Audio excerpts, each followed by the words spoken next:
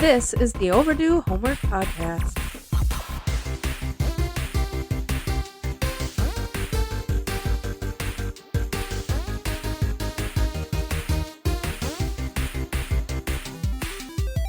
Welcome to the show. That's Trav. I'm Drew. And I'm Trav. This is the Overdue Homework Podcast. And as always, we are here to talk about 80s and 90s media. Did you do your homework? I did my homework. Obviously, you did your homework. Did you do your homework out there in podcast land? Dun, dun, dun. Did you? Just answer the question. I hope you did. Do your homework with us. You can contact us at overduehomeworkpodcast@gmail.com. Trav, how are you doing? I'm doing super good. I like this whole tradition of doing this on my off day. I just thought this is like the third, maybe fourth one we've done on your off day. Yeah, in a row, Yeah. which is nice. So that works for me. You always get a good mood, Trav, when we do that. But how are you? How's your day go? Really good. Everything's been really great, honestly. I don't have anything to complain about. Well, I do have something to complain about. We made the switch from cable internet to fiber optic internet. Sure. And it was supposed to be like a one-day thing. They were supposed to come. They were supposed to install the fiber optic thing, free installation, the $199 value. Nice. That was awesome.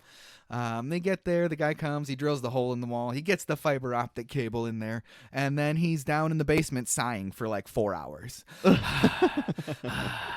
And finally he tells my wife, I couldn't figure it out, I have to go. All right. And my wife goes, are you going to come back? Yeah. When? See you later. See you later. They didn't come back the next day. We had to call and be like, we don't have internet. Yeah. That's kind of a thing. That's kind of a thing we need. It's 2023, you know. Oh, yeah, somebody will be out there today. Nope. Nobody showed up. No one showed up. That's customer service. That's customer service. Day 3 for a 2-hour installation. Dude finally shows up. Takes him another 4 hours to get it figured out. A few more size.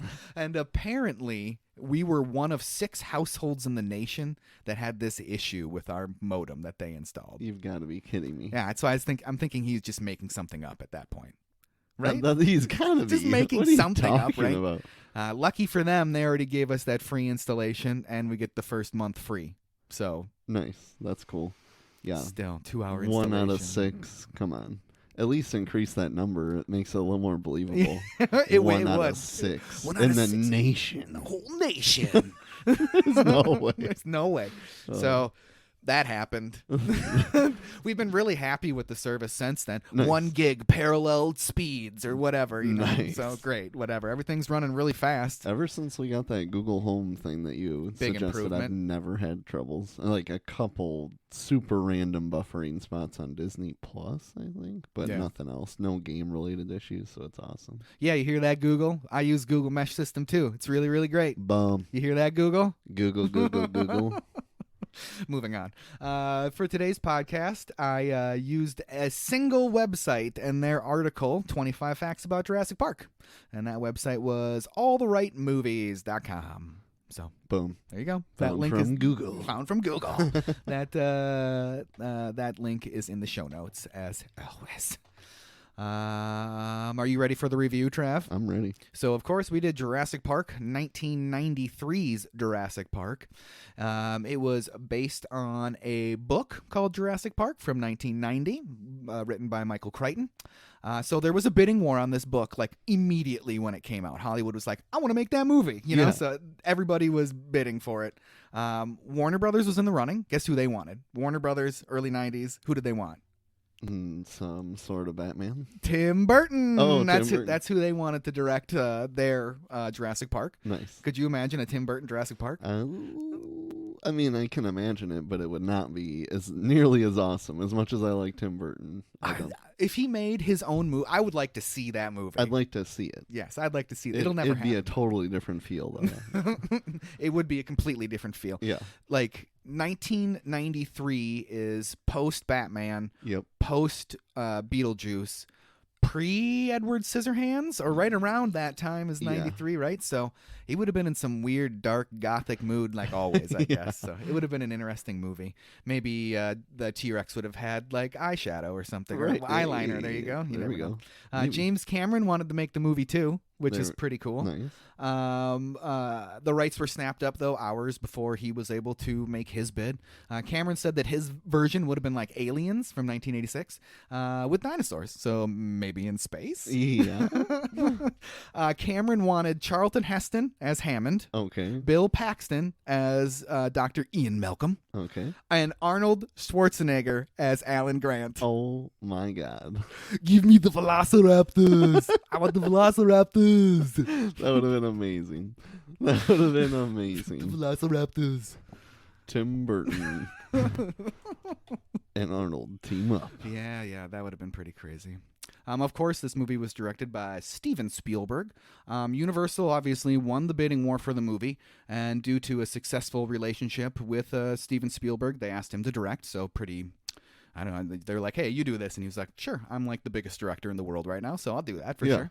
I can do that. Spielberg was actually in pre-production on another movie at the time when he was offered Jurassic Park, and that movie was the big screen adaptation of the television series. Well, not the adaptation of the television series.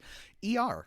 ER was supposed to be a movie before it was made into a television show. So that's pretty cool. That's pretty cool. Never knew that. No, I never knew that either. That's interesting to say the least.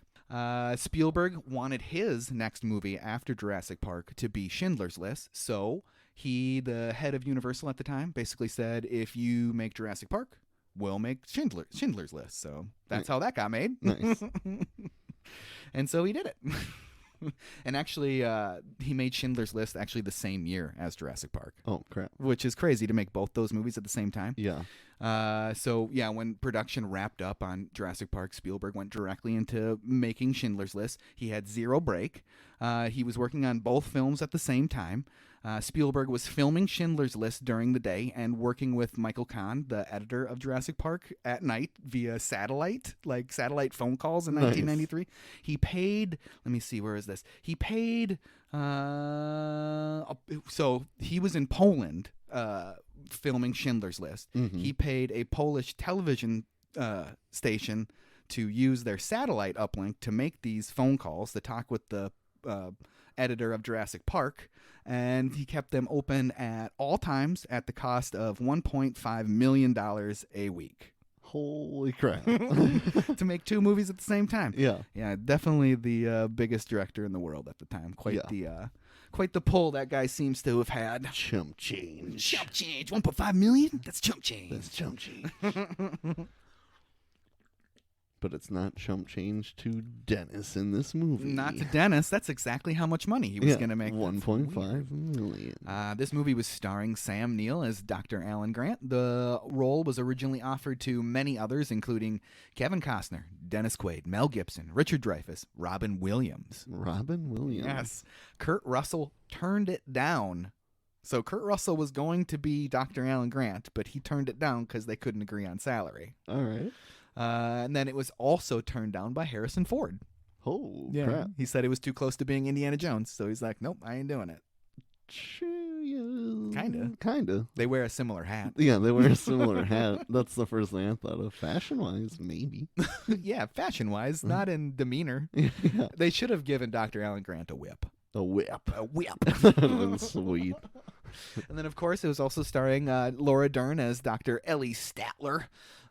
Many other actors, I guess is the appropriate term nowadays, were considered for the role also, including Nicole Kidman, Heather Graham, Renee Zellweger, Jodie Foster, Sigourney Weaver, Michelle Pfeiffer, Ali Sheedy, Gina Davis, Daryl Hannah, Jennifer Grey, Kelly McGillis, Jamie Lee Curtis, Julia Roberts, Linda Hamilton, Sarah Jessica Parker, Bridget Fonda, and Joan Cusack. Holy crap. And then these women actually auditioned for the role. Sandra Bullock, Gwyneth Paltrow, Julianne Moore, Laura Linney, Helen Hunt, Terry Hatcher, and Liz Hurley. Holy cow. That's a lot of women. That's a lot of women. That's a lot of actresses that wanted to be in that movie. That's a lot we've already covered in some movies. Yeah. A lot that will be covered in some movies. Exactly. Crazy. Yes. And then, of course, Jeff Goldblum as Dr. Ian Malcolm. Obviously. Enough said. Richard Attenborough as Dr. John Hammond. Many other actors were approached for his role also. Clint Eastwood and Marlon Brando were considered at the time for Dr. Hammond. So that would have been interesting to see either of those in that role. Yeah. Hammond was supposed to be a dark Walt Disney. All right.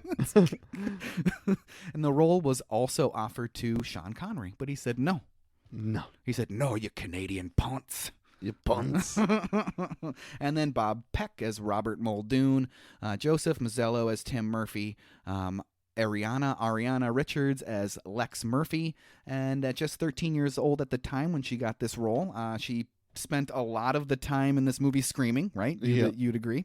Her auditions consisted of her yelling into a camera, so that was what her auditions were. Steven Spielberg watched these tapes at his house, and then her scream caused his wife to get up off the couch and go into his office and be like, is everything all right in here? So that's how she got the role. Nice.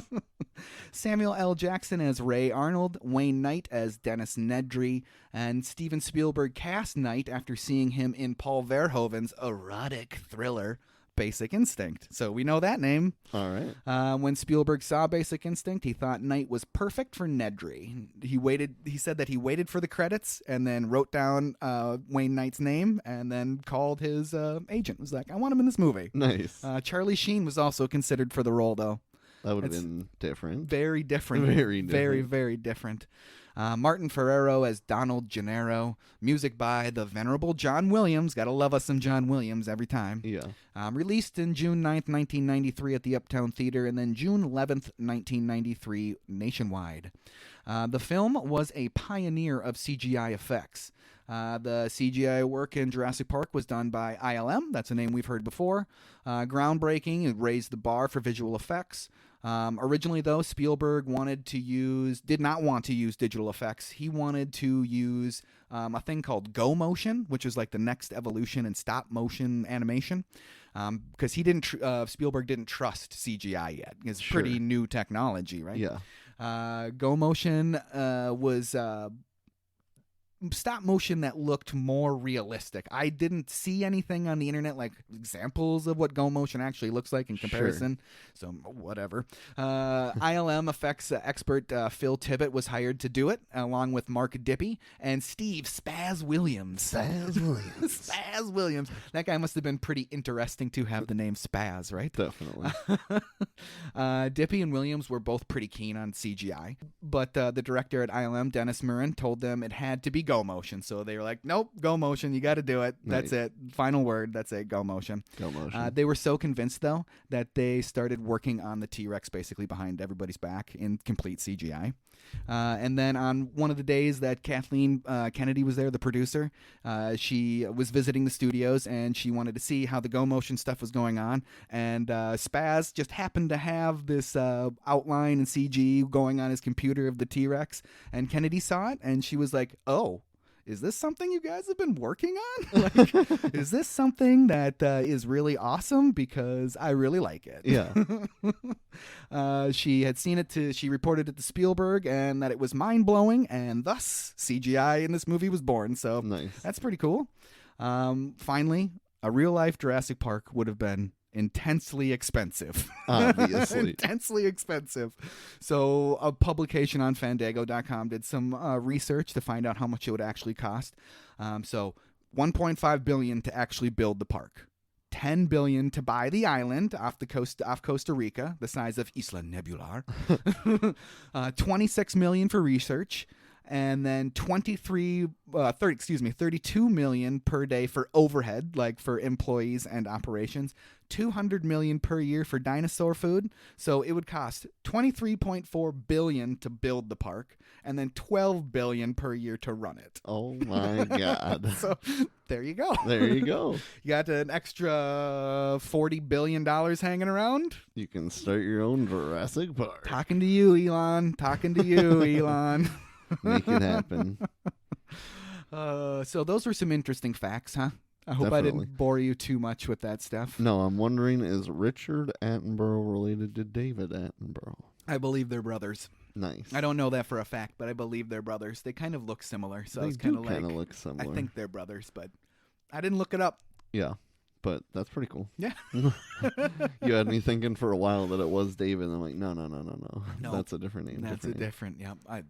That was one of the things too, because I was a little bit confused by it. I was like, that's not who I think it is. I'm like, oh, it's a different person. Yeah, definitely. It's a different person. My bad. All right, let's break this down, Trav. Let's break it down. All right, so we get that opening sequence, that iconic Jurassic Park font, which is just, you see it and you know exactly what you're getting into. Yeah. Just by the color and shape of a font. Yeah. It's like Jurassic Park. Here Jurassic we go. Park. We're doing it, Jurassic Park. The movie opens with the dinosaur transportation. Spielberg's fooling you right away, right? Because you think the dinosaur is coming out through the forest there, but it's just a crate with a dinosaur in it instead. Yeah. The Jaws effect is in full effect immediately in this movie. It's like I made Jaws. People loved not seeing the shark for a large portion of the movie. Yep. I think I'm going to do that again. I'm going to do that again. Do that again. People loved it. Do it again. But now it's the moment of truth, and most of the people working here, they look pretty petrified, don't they? They're just like, dinosaur? I do not get paid enough for this. Somebody get my union steward on the line, please. Yeah, I don't want to be the gate guy. I don't want to be anyone near this dinosaur. No, thank you. It's time to finally move that dinosaur from the box into its paddock. I love how Robert Muldoon and Bob Peck always calls them their paddocks. Their paddocks. I love that. And he says in this instance too, I want tasers at maximum charge. Maximum charge. Does not go well. No, it does not. It's odd that the gatekeeper, Joffrey, he can lift that crate, the lid of that crate so easily. He's just so like, easily. Maybe that's why he does it, because he's like wicked strong. That could be why he does. He is the only one capable of doing that. Yep. Yeah, because we've seen later in the movie that these raptors are crazy smart. So if it's that flimsy or light, should I say, that a human can lift it, I think that raptor would have been broken out of there for sure. Yeah. And it looks like when he lifts it that he's the one that falls off the crate, but he's still up there holding that thing strong. So I don't know where the hell the guy fell that gets eaten. That is Joffrey that gets eaten. It is the crate dude that is lifting it, but he's up there when he falls? So after he falls, there's somebody like crouched down and propping the entire gate up still on top of it. Interesting. I didn't rewind it, but that was the fourth watch through, and I was baffled by it. That's crazy. I completely missed that. So that's so very it's like interesting. it was somebody on the side on that little ladder that fell off when it went flying? I don't understand, because it seemed like the only person by the gate was the guy lifting it at the top, and then it flies. Yep. Someone falls off. Yep. But unless a new guy climbed up to open the door again, he's still up there. So. I think that must be some weirdness and continuity It's in the movie, because that is Joffrey that falls down and gets eaten. Like, we should have been able to see the dinosaur, I think, when it grabbed him. Yeah. It was unrealistic that all of a sudden he's getting pulled back and we don't get to see the dinosaur. Yeah, it was at least like the claw or something. That would have been, that would have been something. You don't something. Reveal the dinosaur yet. Right. Because it does not go well for Joffrey. It's the end for Joffrey, unfortunately for him. Joffrey. It's very scary and intense. Like, it's definitely. super intense. The camera's really, it's in there. We got the strobing lights with the flashlights and everything flickering around. And then you get Muldoon, shoot her! Shoot her! And they don't do it yet. Like, No. Why are they waiting? I don't understand. You'd think they'd be just sticking Blast that son of a... You'd think so, right? You'd think so. After that tragic event, we get to just move directly over to the amber mine in the Dominican Republic. Yep. Martin the lawyer, not Martin, Donald the lawyer. I don't Donald know. I wrote lawyer. Martin. Donald. Martin. Donald the lawyer being pulled across the lake is kind of funny. Definitely. I wish he would have fallen in. Yeah. He should have probably fallen in. That would have been, or at least when he was getting off, got wet up to his waist or something like that. Because he's wearing freaking dress pants and dress shoes in the jungle. What are you doing? He looks like a dope. What are you doing, dude? He's there because of a $20 million lawsuit being filed against Hammond, and he's there to inspect the mine's working condition. He also says that they need more experts to sign off on the island, so we're just getting lots of information about what's happening, Yeah. and they want Grant, but good luck getting him out of Montana because he's a digger. He's a digger. So when like me. So when he falls, when Donald Gennaro falls in that sequence, was that a real fall? I think so. I think so too. But then he takes one to the forehead with the beam. I don't think that was real. No, that wasn't real. But I think the fall was like they just kept it in the movie. Yeah, I think so too. It did. It worked really good.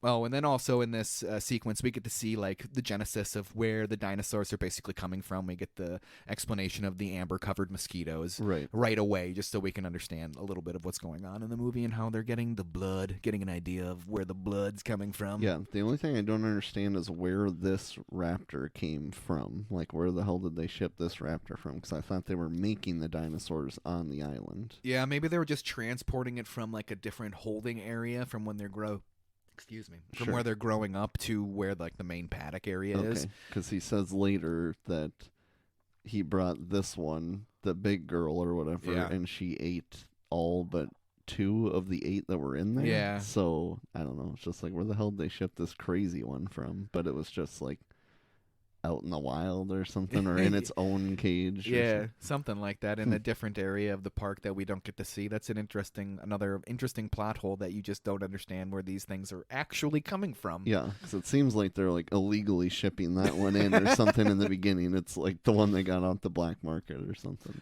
My best guess would be that they're transporting it from a different portion of the facility over to the main paddock area from where it had grown up. It got to its 8 months or whatever he says. They're fatal at 8 months. Yeah, so when he did say that they're fatal at 8 months, like, are they full grown at 8 months? I don't know. Must be. I don't know. Yeah, enough to kill a human. Enough to kill a human, that's for sure. But we're in Montana, and they be digging for bones, They right? be digging for bones.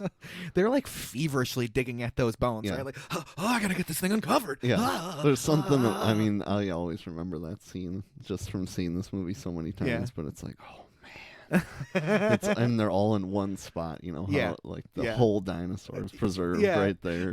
And it's at the perfect depth for all the bones to just lightly brush and it's all revealed.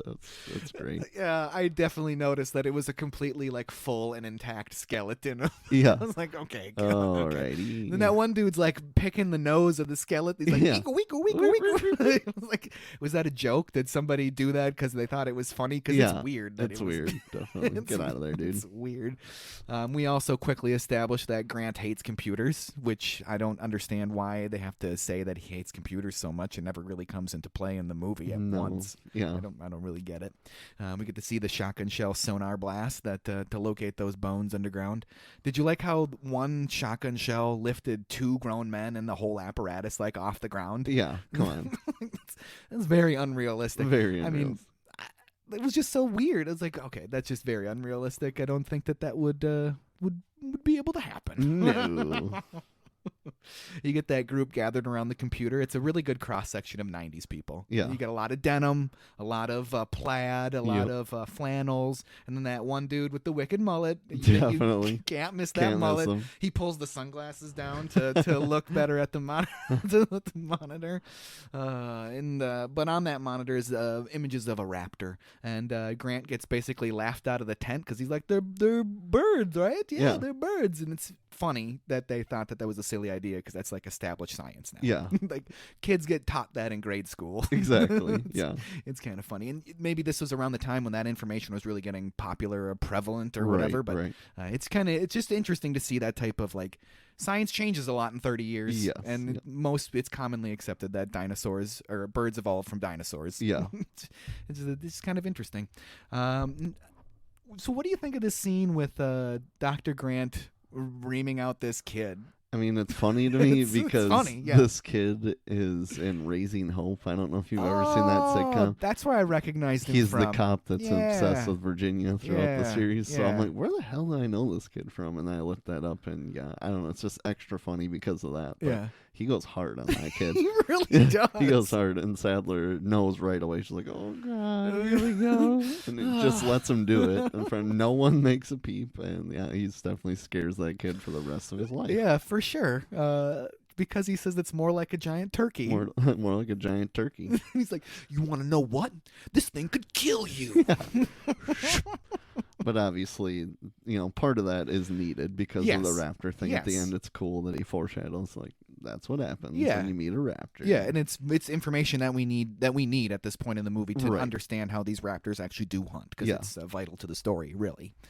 Did you notice how Grant's accent is kind of weird in the beginning of this movie? Yeah. So he's from New Zealand, so he's a Kiwi. He's from New Zealand, and originally he's supposed to be doing an American accent in this, because Dr. Alan Grant is supposed to be an American. Okay.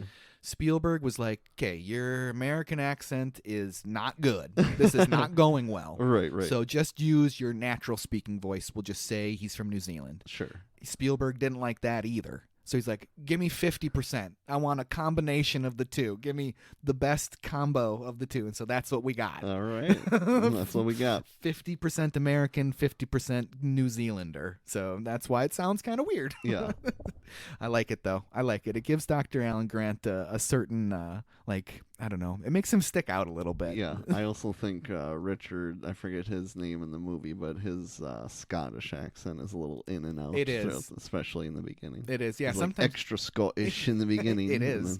He really does hit a couple of times. I'm like, oh, whoa. It's really laying on the Scottish accent there. Right. We got everyone in and out of accents. And then we get out of this scene by Dr. Ellie Statler saying, you could have just pulled a gun on the kid if you wanted to scare him really bad. Yeah. Okay. Oh, well, we could have.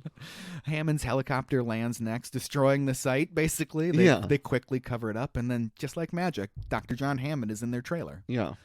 No one knows how he beat them in there. He wasn't in the helicopter. Yeah. Nobody got out of the helicopter. Exactly. So he was there, and the chopper came after. Yep, the helicopter dropped him off about 1.5 miles away. He parachuted down. That's what it was. He parachuted down. The helicopter landed to distract him, and then he just quickly snuck through the site and got into this trailer. And nice. Popping that champagne. Yeah, popping that champagne bottle. But Hammond is there basically to get to Grant and his crew to come aboard and go to the island, right? Right. And he's basically like, I'll get to the point. He needs outside opinions and for the insurance companies. Otherwise, he's not going to be able to do his thing. Yeah. Can't do it without the insurance companies, I guess. What kind of park is it? Oh, it's right up your alley. Yeah. Good speaking in riddles. Ellie and Alan are a bit reluctant, but they can't turn down a fully funded gig for 3 years. Yeah. They're like, when do we go? When Cheers. do we go? Cheers. So we are now in Costa Rica, and we get to meet our friend Mr. Nedry. And his plan is basically unveiled and found out that he is the villain of this movie. Basically. The dinosaurs aren't really the villain. No. They're like I don't know what you would even call them.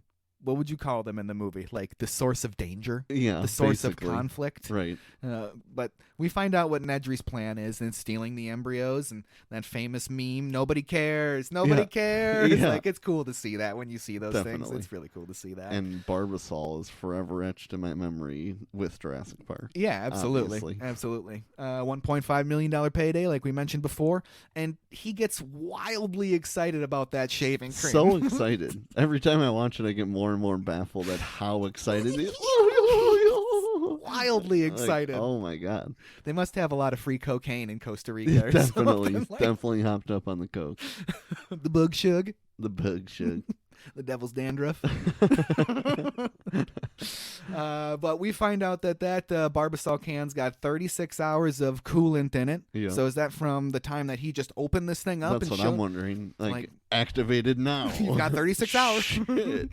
Better run. I better put it on this pie, which still gets more and more disgusting every time I watch. Someone's about to take some shaving cream deep in the throat. Yes, that's disgusting, right? It's so disgusting. How disappointed would you be? Like, oh, I want some apple pie. It's going to be delicious. Oh my Big God, old spoonful. Big old spoonful. Ruin apple pie for life. How disappointed could you be? Like, it would be beyond disappointing. Beyond disappointing. I don't think I would never trust whipped cream again. Yeah. I would always in the back of my mind be like, is this going to be shaving cream again this time? Yeah, and it proves this dude is just a total douche because Yeah. his food is done. Like, in 2 minutes, their combo's over and he hasn't paid for the bill, but he doesn't put it anywhere on his plate. He puts it on the pie. come on, dude.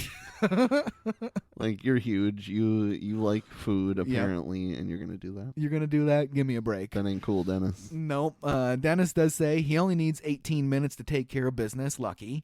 Yeah, come on. 18 minutes and your company catches up on 10 years of research.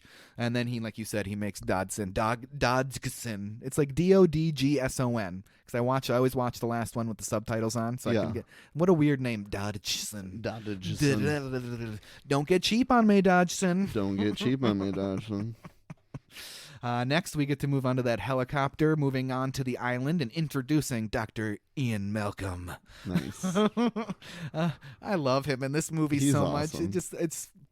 It's like what Jeff Goldblum is in your mind when you think of Jeff Goldblum. It's how he is in this movie. Exactly. There was lots of other names up for this part, just like every other one. Are you ready for a couple of these? I think I'm gonna save 2 of them for last. They're at the top of my list, but I'm gonna save 2 of them for last. Bruce Campbell was considered. That would have been neat. Johnny Depp. Nice. Ted Danson. All right. I could see it. I could see that I could one. see Ted Danson doing it.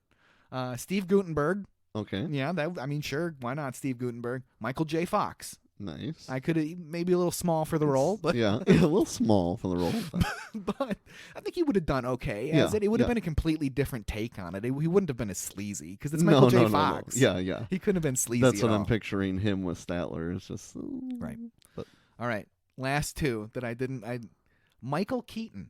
All right. I could have seen. I like that. Yeah, just full Bruce Wayne Michael Keaton though. Yeah, definitely. And then lastly, I want you to guess. He's famous on our podcasts. Arnold. No, not Arnold. That would have been great, though. He's famous on our podcast. Yes. Jim Carrey. Jim Carrey. Oh, man. That would have been like peak Jim Carrey doing this role. That would have been actually kind of interesting to see him in one that wasn't super comedy heavy. Agreed. That would have been kind of cool. Yeah, Keaton, that would have been cool. Yes. But again, Goldblum is awesome. Yes. But yeah, I like some of them options. There's a lot of huge people up for all these roles. That's crazy. Steven Spielberg, biggest director in the world at anyone's the time. willing to do it with him for sure. I think of all those names, seeing Jim Carrey do it would have been the most interesting. Right. The most different. Yeah, it would have been really cool to see him do it. They all screen tested for this role too. Mm-hmm. So that footage is out there somewhere. Yeah. It's got to be, right? Yeah, that'd be cool. Somebody has it somewhere. I want to see those screen tests. Yeah. I want to see their takes on that role. Yeah. I want to see that. Come on. I want to see that. Send it in. Send it in. I know you're listening, Steven. Steven. Crichton saw himself as Malcolm. So he kind of thought that he, like the author of the novel, was Dr. Ian Malcolm. Okay, so it's kind of weird. A little weird. You think you're a little bit of a sleazeball there, Mr. Crichton. Crichton said that Dr. Malcolm essentially represents his own views on genetic engineering. And Malcolm and Hammond are obviously polar opposites in this movie, right? Even so much so that Malcolm wears black. Hammond wears white. Yeah, they're just like the I exact never thought opposite. of that until you just said that, but that makes a lot of sense. Pretty obvious when you say it out loud, but maybe not something that you would necessarily realize right away. Yeah. We get a little bit of arguing and flirting in this helicopter, which is kind of interesting. Yeah. They make it to that island, and the shot of them pulling up on the island lives up to all your expectations. Completely everything that you want with this movie. Obviously. Just like, wow, all right, this is amazing. This is sick.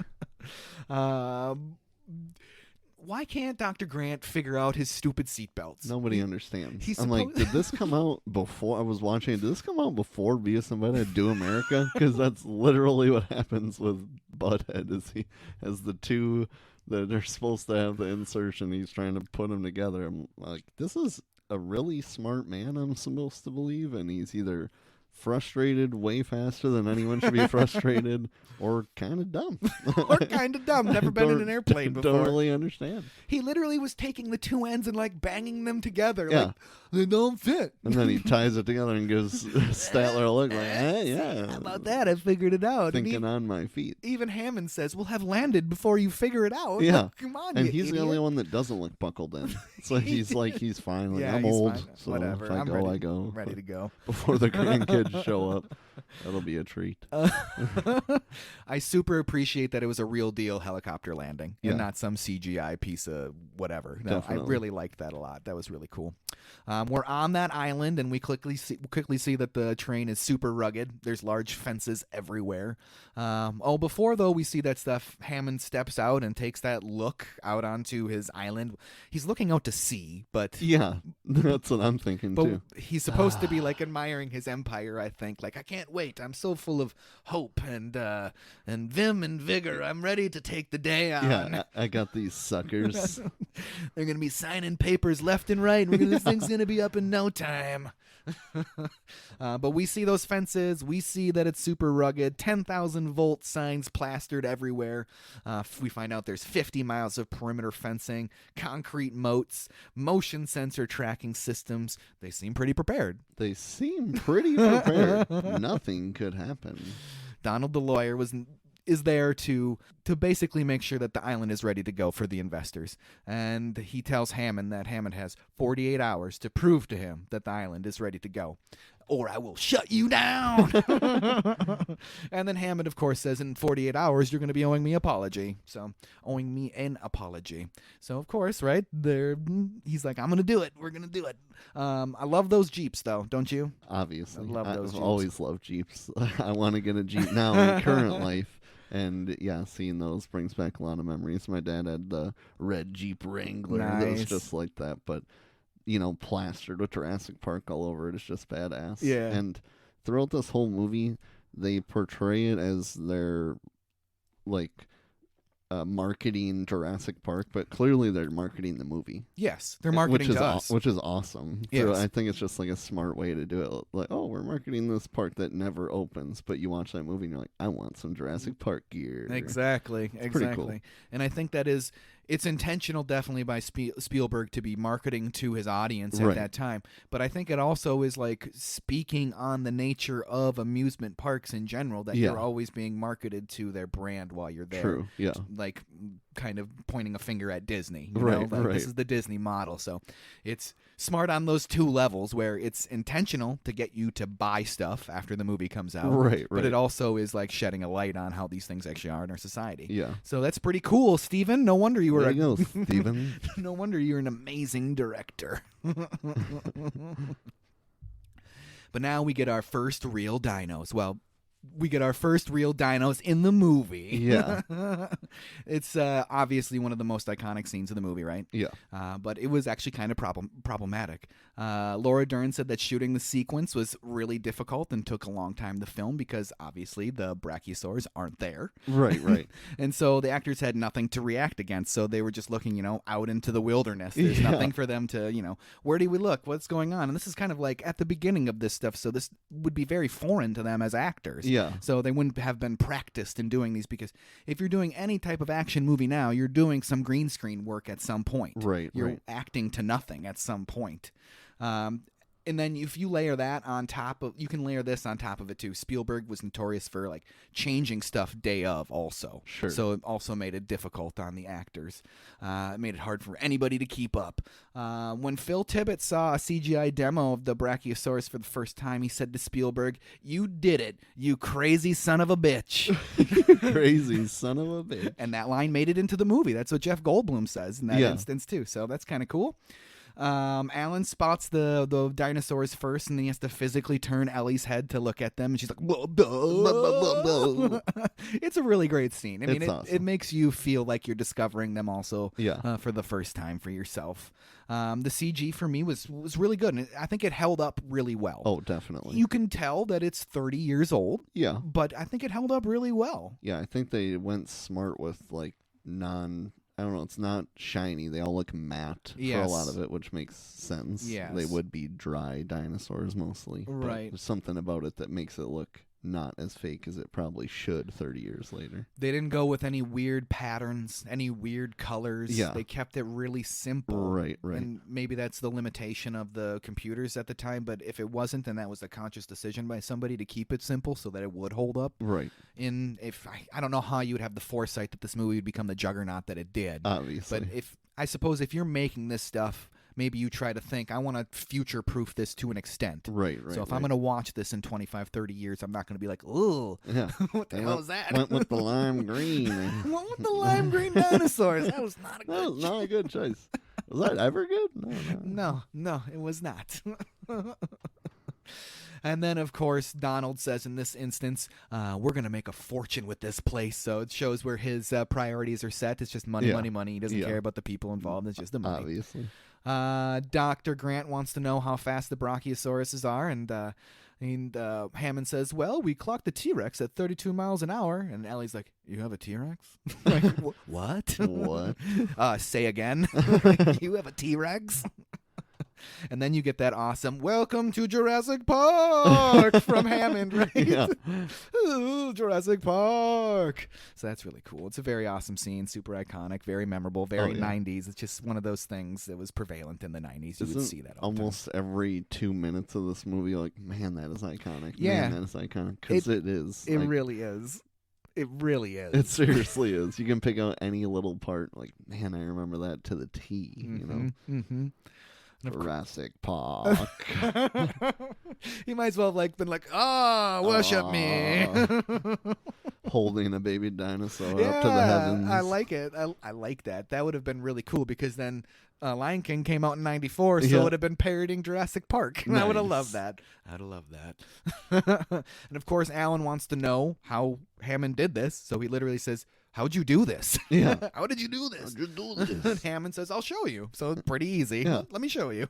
There's a little amusement park ride here to show you. So this area that they're in, is it like the Jurassic Park main hall? Like conference center and event center? I'm pretty lost where they are currently. Like, could you have a wedding there? Yeah. Could you, like, what is this place? Right, exactly. It's doesn't seem like it's anywhere near where an entrance would be. No. It's not near where the main entrance is when they drive into the... Well, that entrance that they drive into is when they're going to go on the tour. Yeah. We don't even see how they really get to here. To this underground spot you're talking well, about. Like... or you mean... Where the T-Rex is and everything in that where main... Where the fossils are. Yeah, in that main area. Yeah. I'm just kind of... don't really know if this is like the main hub for the park. Yeah, is this the gift shop? Yeah, or... I just couldn't quite tell what it was. And but I did also notice, much like the TARDIS, I don't know if you're a Doctor Who fan, it's much larger on the inside than from the outside when they look at it. That's the kind of thing. The TARDIS is like that police booth. Oh, yeah, when you go inside, it's larger on the inside. Oh, so nice. Reminded me of the TARDIS. It's the most advanced amusement park in the world. The biological attractions. They'll capture the imagination of the entire planet. And then Ellie says, so what do you think? And Alan says, I think we're out of a job. Yeah. Yikes. Don't you mean extinct? Dr. Ian Malcolm. Oh my God, Dr. Ian Malcolm. We get to go to that tram tour guide next, and we get a full-on explanation behind the science in the movie. So that's cool. I like that. Yeah. An old star of the stage and screen shows up at this point. So Crichton's book specifically mentions that the audio tour was done by Richard Keeley, and so that's who they had do it in the movie. Yeah. So that's kind of cool. And I don't know who that is. He's a Broadway performer in America, okay. Somebody that I didn't really know who he was. His voice sounded familiar, but I couldn't peg whether it was... It sounds familiar to me because of Jurassic Park. Well, right, or because of other things that I may have heard him in also. Dinosaur. Yeah. So I didn't really know who he is, but the book did mention him, and so that's why they used him in the movie. Nice. The tour moves on, and we see the scientists behind the dino magic doing their thing. Alan, Ellie, and Malcolm are very eager to see how it works, so they force their way off the ride. Yeah. 1, 2, Easy 3. enough. They're just like, don't break my stuff, Can please. they do that? Well, they did. They did it. And then how about Donald, the lawyer there, asking if it was autoerotica? That was weird to me. It was very weird. And Hammond's like, nope, it's animatronics, and that's not what it is. Those are real scientists. Yeah. What the hell are you talking about, man? That was very weird. They get into the lab, and it's perfect timing because there's a dinosaur being born. Yeah. Perfect timing. Perfect timing. But not before Ellie let us know exactly what that robot arm is doing as it's turning the egg. She goes, it's turning the eggs. Thanks, empath from Species. Love it. Come on, little one. Have you seen the Pee-wee Park the Jurassic Park that's Pee Wee Herman has replaced all the dinosaurs. Very funny. Links in the show notes. Nice. It's very funny. We find out that they're only the lady dinosaurs, right? But we get the very famous, but life will find a way. Very famous line. Definitely. Parodied a billion times in any way possible. In everybody's daily life, I'll find a way to say, life will find a way. Right. Great stuff from Mr. Goldblum in this scene. We also see that Alan is a little bit worried about the fact that they've actually bred raptors. Yeah. He's like, the hell were you thinking? Bred raptors? You guys are dumb. Those are like big turkeys, right? And then that scientist, Wu, he's just like, yeah, we bred raptors. Just like nodding his head, yeah, we did it. We did it. Like, yeah, idiot, we did it. Bro. We get to quickly move on over to them feeding the raptors outside of their paddock. Yeah. They lower a cow into that pen. As they lowered the cow into the pen, it's mooing, right? Yeah. Like I said, my last watch through, I always watch it with the subtitles on. The subtitle, while the cow is mooing, says, mooing in fear. Mooing in fear. Mooing Not in just your run-of-the-mill mooing, slightly agitated. No, in fear. Mooing in fear. Somebody typed that out when they were making the subtitles for this movie. Mooing in fear. Even the cows are scared. They're very, very scared. Still lots of like Jaws action going on at this point. Definitely. Just a whole bunch of rustling foliage. Right. There's probably about 20 stagehands in there just shaking those plants. Well, that's about all we get to see. But enter Mr. Muldoon, quite arguably my favorite character in this whole movie. I wish he had more in this movie. Yeah. I love how he's just like, damn, man, we should probably kill all these things. We should probably kill all these things. He should get to kill at least one dinosaur. You would think that he would have killed one of the raptors. At least one. Yeah, and we'll get to it, but why didn't he just squeeze off that shot? He had it lined up at the end. Squeeze off that shot. Yeah, he's a dope. He's kind dope. of. Kind of. Not until then, maybe, but... Alan at this point has all the questions, and thankfully Mr. Muldoon has all the answers. Growth rate, lethal at 8 months. Yeah. Speed, cheetah. Extreme intelligence, including problem solving. They were attacking the fences, but they're electric. Yeah, I know. They were testing them though for weaknesses. Yeah, so never check the same spot twice. Don't mess with the raptor. This isn't sounding too good. I don't really want to endorse this island. Can we go? I hear there's a storm a-coming. They were attacking the fences. Aren't they electric? Yeah. Yeah, they are. There's like a lot of volts, too. A lot of them. Yeah. But now it's time for their dinner. Time to move on over and have some dinner. If they hadn't said earlier that his in-house chef had made Chilean sea bass, I would have assumed they were eating dinosaur, correct? Oh, definitely. That is dinosaur. I kind of missed that on my first watch through, and I was like, are they eating dinosaur? I think they're eating dinosaur. They should have been eating dinosaur. They should have been eating dinosaur frog. Why not, right? Yeah, it is a dinosaur and frog put together. Yeah. You are correct. And the lawyer at the dinner table, he's talking all the logistics of the park and everything. He's super excited about it. We could charge him $2,000 a day, $10,000 a day. We'll have coupons for the pores.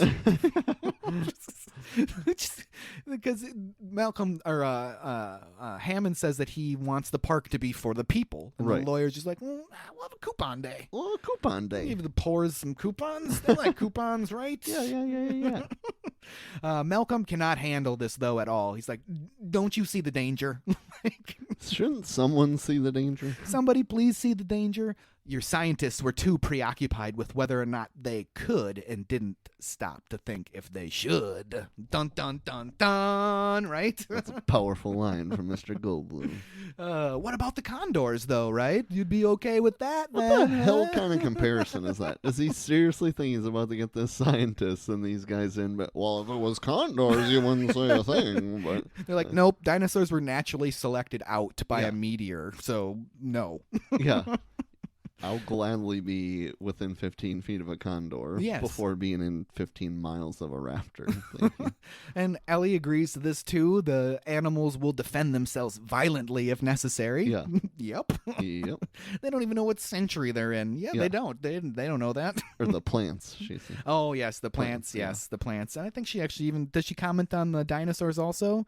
Maybe I think not. so, yeah. But she says the plants don't know what century they're in. Yes, you are right.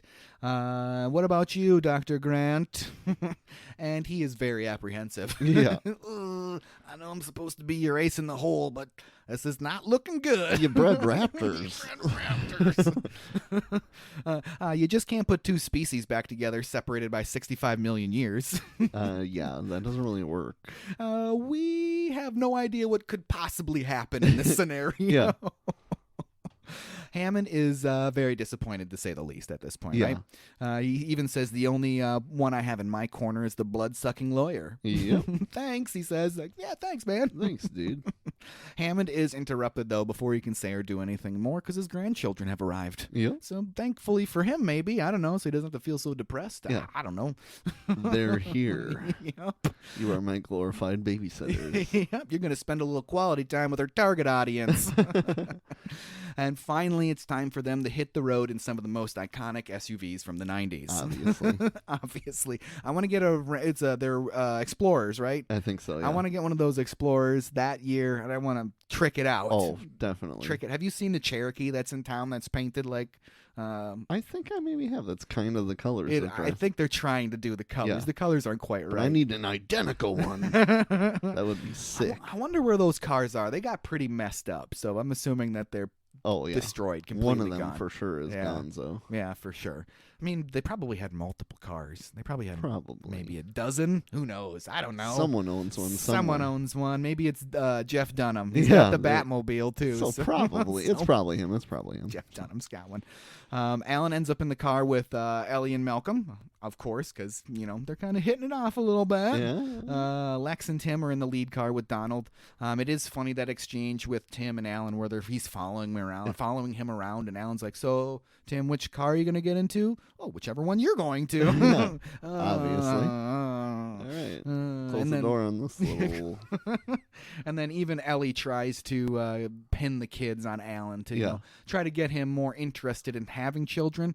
Are they married? I don't think so. No, I don't think so, but they're obviously... a hot couple? Yeah, a hot couple. They must be. Talking about kids. They never hug? They never kiss? Yeah. They never, say, I love you? Yeah. They're never like, I'll miss you, please be safe. Yeah. Ian's definitely touching her a little more than he ever does. Yes, it's kind of weird. And then he gets all offended by it. I'm like, you're not even demonstrating that you're a couple. I don't understand that. And then Lex also says, she said I should go with you because it'll be good for you. But then they pan out and they're not. They're not in the car. Right. It's kind of funny. It is. Well, that's great that she said that. But you're going to go with Tim. You're going with Tim and the lawyer. I'm getting in the car with Malcolm and Ellie. Yeah. We find out next that there's a tropical storm 75 miles west of the island. Maybe it'll swing south like the last one. Nope. It's not. Yeah, maybe, but no. An actual hurricane caused production issues for this movie. Did you know that? I did not. Yeah. Filming took place on a Hawaiian island called Kauai. 3 weeks in, the island was hit by a hurricane called Aniki. And it decimated the island, apparently. 120-mile-an-hour winds, knocking the power out, hitting all the Jurassic Park sets. So that was not good for them. Yeah. Producer Kathleen Kennedy said that they had to hitch a lift to Honolulu on a Salvation Army plane to reach a phone. Holy cow. That's not good. That ain't good. She coordinated the return of the crew back to L.A. from that phone, and then arranged for $20,000 in relief to be transported to the island to help out the people there. Nice. To help the citizens that actually live there. So that's pretty cool. Production resumed at Universal, and when they all returned to L.A. So they just did a whole bunch of stuff at L.A. where the island was getting destroyed by a hurricane. Nice. See ya.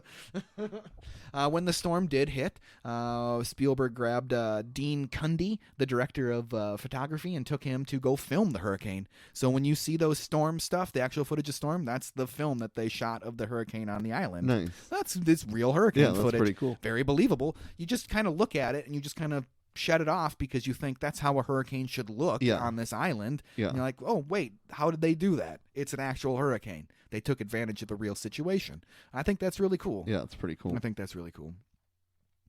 The cast and the crew were moved into a ballroom of a hotel at the time while they were trying to get off the island. Richard Attenborough didn't go to this ballroom, though. Yeah. He just stayed in bed the whole time. Spielberg asked him, how could you do that? And Attenborough said, my dear boy, I survived the Blitz. Okay, yep, you lived in London while the Nazis were bombing it to hell, so I guess you could probably handle a hurricane, maybe. Probably. Live through a lot worse. Be like, all right. But with that out of the way, we get to start our tour finally. Ray starts the tour program. Hold on to your butts. Hold on to your butts. That is the best first on-screen line of anyone It is. ever. It is. It really is. Hold on to your butts. He really doesn't seem to like the odds of any of this going smoothly. No, He's not just, at all. You guys, this is not going to go well. This is not going to go well. I'm about to run out of cigarettes because I am flying through these things right now. He doesn't ever not have a cigarette in his mouth. Yeah, it's to like the line of the filter in one, and then you see him lighting up his next one. Yep.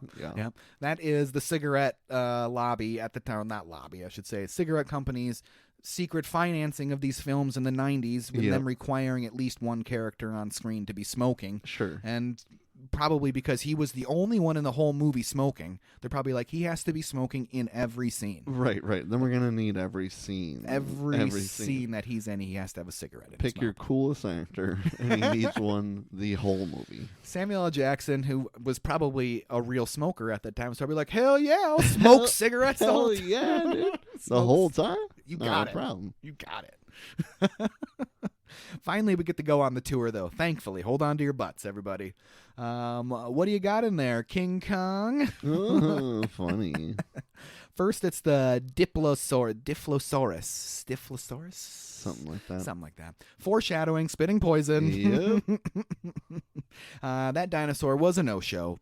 So we get to go quick back to headquarters, and Dennis is not doing a great job, is he? No, he's not. No, he's not. He's made mistakes in the past, and he has to pay for them out of his own pocket? Yeah. That's what that conversation was insinuating. Really confused. Very confusing. Dennis really does suck, though. Yeah. The debugging is going to take a lot of compute cycles, okay? Yeah.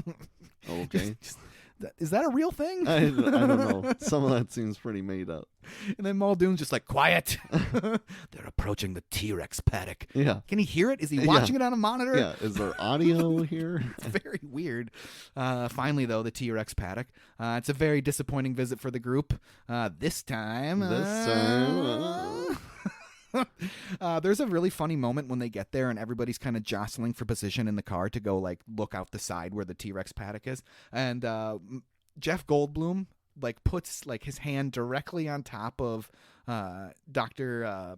Alan Grant, I can't think of his name, Sam Neill's hand in the car, like directly on top of it, and then Jeff Goldblum just slowly slides his hand away from it. It's very funny. Just like whoops daisies. It's very funny. I like it a lot. It was very, very funny. God creates dinosaurs. God destroys dinosaurs. God creates man. Man destroys God. Man creates dinosaurs. Dinosaurs eat man. Yeah. Woman inherits the earth. Oh, that's what I got out of that. Yeah. And both Malcolm and Grant are like, huh? Look at her. It's pretty funny. Enter the goat. What's going to happen to the goat? Is he going to eat the goat? Eat the goat? Yeah, he's going to eat the goat. And then Tim's just like, excellent. This is best Mr. Burns. Back over to the car with Ellie, Malcolm, and Alan. Ellie doesn't get chaos. She's supposed to be a really smart person, and the stuff that he's already explained in this point up to this point of the movie is pretty easy to understand, right? Malcolm starts feeling her hair in the car, like that's a real creeper thing to do. Don't just touch somebody's super creepy. Just touch somebody's hair. Dropping water on her hand. Yeah. Let me just drop some water on your hand. And Alan Grant could give a crap. He's like, so it makes sense that he's confused whether or not they're together later in the movie. Like, oh, really? You showed zero affection towards her. You didn't care when I was, kind of touching her hair and holding her hand, but okay. He Grant steals a glance over there and crosses his arms and turns away. He's like, I don't like this. I don't like this. It was kind of weird. Why wouldn't he be like, hey, she's my girlfriend. You want to stop touching her? Yeah. Please? Do you have to hold her hand? Don't touch her, please. Alan spots something into the distance and gets out of the car, and so does everybody else except for Dr. Ian Malcolm. Yeah. It's a Triceratops. It's a Triceratops. The Triceratops was a huge animatronic model. It's pretty obvious when you watch it that's what it was. It was made by the Stan Winston Studio. Most of those scenes with the dinosaur were shot on LA Sound Studio. Most of those scenes were shot on an LA soundstage. Spielberg wanted the Triceratops shot to be on location in Hawaii. So they took all of that stuff over to Hawaii to put it in that environment, I guess. To operate the Triceratops, Winston's team dug a hole beneath it, and then 8 puppeteers operated it with cables. Nice. The backside of the Triceratops had a door with 4 people inside of it, too. So it was a 12-man job. Jeez. 12-man job. That's like Falcor level. That is Falcor It's level. a Falcor level. When the Triceratops was first built, it was a multitude of bright colors. That would have not looked good. No, I'm glad that they did not go with it. Purples, yellows, reds, and greens were all used on it. Okay. Purples, yellows, and reds. I don't think that Not would a have good been choice. that would have been shocking, right? Yeah. When Stan Winston saw it for the first time, he said, "This looks ridiculous. Make it brown." Definitely. There's a deleted scene with where the Triceratops had babies, and Tim rides one of the Triceratops babies. What? I want to see that. Yeah, definitely need to see that. Probably looked like really bad. And so Horrible. Cut it out of the Yeah. movie. Get it out of here. We find out, though, the Triceratops is sick. Muldoon tranked her himself, though, so it's okay. You can go approach him because he shot it. Yeah. He shot it. Somehow Ellie figured everything out, even though this is the first time her touching a real dinosaur. Yeah. And having any idea. She has no idea what their, like, internal systems are like. She's seen bones. Yeah. Like, she just figures it all out. He's poisoned. He's got dilated eyeballs. What's with this plant over here? What is going on? Let me get to that poop. Let me get to the poop. And that's where they go. But first we see back at headquarters real quick, the storm is coming and they have to get off the island. So all hands on deck. Let's get out of that. Get off the island. Over to the dino poop, and that's a big pile of shit. That's a big pile of shit. Remember to wash your hands before you eat anything. Thanks. Yeah. Oh, yeah. Thanks. Thanks for that. This scene is completely unnecessary in the movie. Yeah. It's a poop joke. It's a poop joke. Steven Spielberg is not above a poop joke. He's not. Because that's all that was. It really is. A whole day of shooting to get a poop joke. Yeah. That's all it was. That is probably one of the weakest parts of the movie, for sure. It's funny. It's a little comedic relief, but the joke is just really bad. Yeah. I don't know. It was fine. It was unneeded. Yeah. She really digs in there, though, it's funny. And then she doesn't take the thing off after she's been, like, elbow deep in the poop. Yeah. Take that plastic sleeve off immediately. Yeah. She Get that pulls poopy one out of there. off and keeps the other one on. Ooh. Yeah. We're back at HQ again, and Nedry's finally enacting his plan. And he's going to hit that big, bright red execute button. Execute. I love computers in the 90s. Everything is so obvious. Yeah. Execute. The group at the Triceratops splits up. Ellie stays behind, which is very lucky for her. She spares herself a lot of hardship throughout the movie. Possible death. Nedry just needs 15 minutes to steal the embryos, but the dude at the boat can't make any promises. Yeah. Because if the captain says they're going to go, they're going to go. Yeah. What are you going to do? Give me 15 minutes. You got to give me 15 minutes. And not being obvious at all, Nedry hits the execute button, and all the dino shit hits the fan. Yes, it does. He stands up. He's like, you guys want anything to eat? I've been eating sweet stuff all day. I think I'm going to get something salty at the vending machine. You guys need anything to eat? Okay, yeah, I'm going to be weird now. Bye. Be weird now. There's going to be, like, malfunctions and stuff. Just ignore those. Who restocks our vending machine anyway? I don't know, but okay then. All the fences are going to go down, so, Yeah. Don't worry about any of that stuff. I'll be over by the East Dock. Yeah, don't worry the vending machine. So the security systems all start turning off, and Nedry is stealing the embryos. Malcolm, Alan, and the kids, and Donald on their way back to the main lodge. The fences are just failing all over the park now at this point, and Hammond and crew are back in the control room to find out what Nedry is up to. And it turns out Nedry was up to no good. Yeah. It started making trouble in that neighborhood. They try to go and do something, and then that little comic thing with him pops up and goes, you didn't say the magic word. If you didn't hate Nedry already, that should make you really hate him at that point. Nedry's in his Jeep, and he spins out, loses complete control, and all of his bearings. He has no idea where he's at now at all. He's completely lost. I get he's got the pressure, but man, he is a dope driving that thing. When you're driving on a wet, muddy road, don't start jerking the wheel off. Yeah, he seriously just rails on that wheel all the way to one direction. And why the hell are his glasses so fogged up on that thing, too? Good question. God. Good question. But guess where the vehicles with the rest of our group has stopped? Right in front of the T-Rex. T-Rex? No way. That T-Rex is a feat of practical effects, isn't it? Oh, yeah. It's just quite the thing. It's one of the most famous sequences in all of movies. Obviously. Like, it's way up there in iconic movie, legendary, whatever, everything. It's in there. Definitely. Top 10 scenes of any movie ever. For sure. It's got to be in there. It's got to be. It's just it was so groundbreaking, so intense, everything about it. The T-Rex was actually a blending of like practical effects and CGI, which is one of the first times that had ever been done in this type of thing, with the animatronics and the CGI effects put on top of that. The model was made by Stan Winston Studios and was about 25 feet high, weighed approximately 15,000 pounds. 15,000 pounds. Dang. That's 7 tons out there for everybody if you're interested. Excuse me. They had to raise the roof of the studio it was in to accommodate it. Jeez. They're just throwing money at everything in this movie.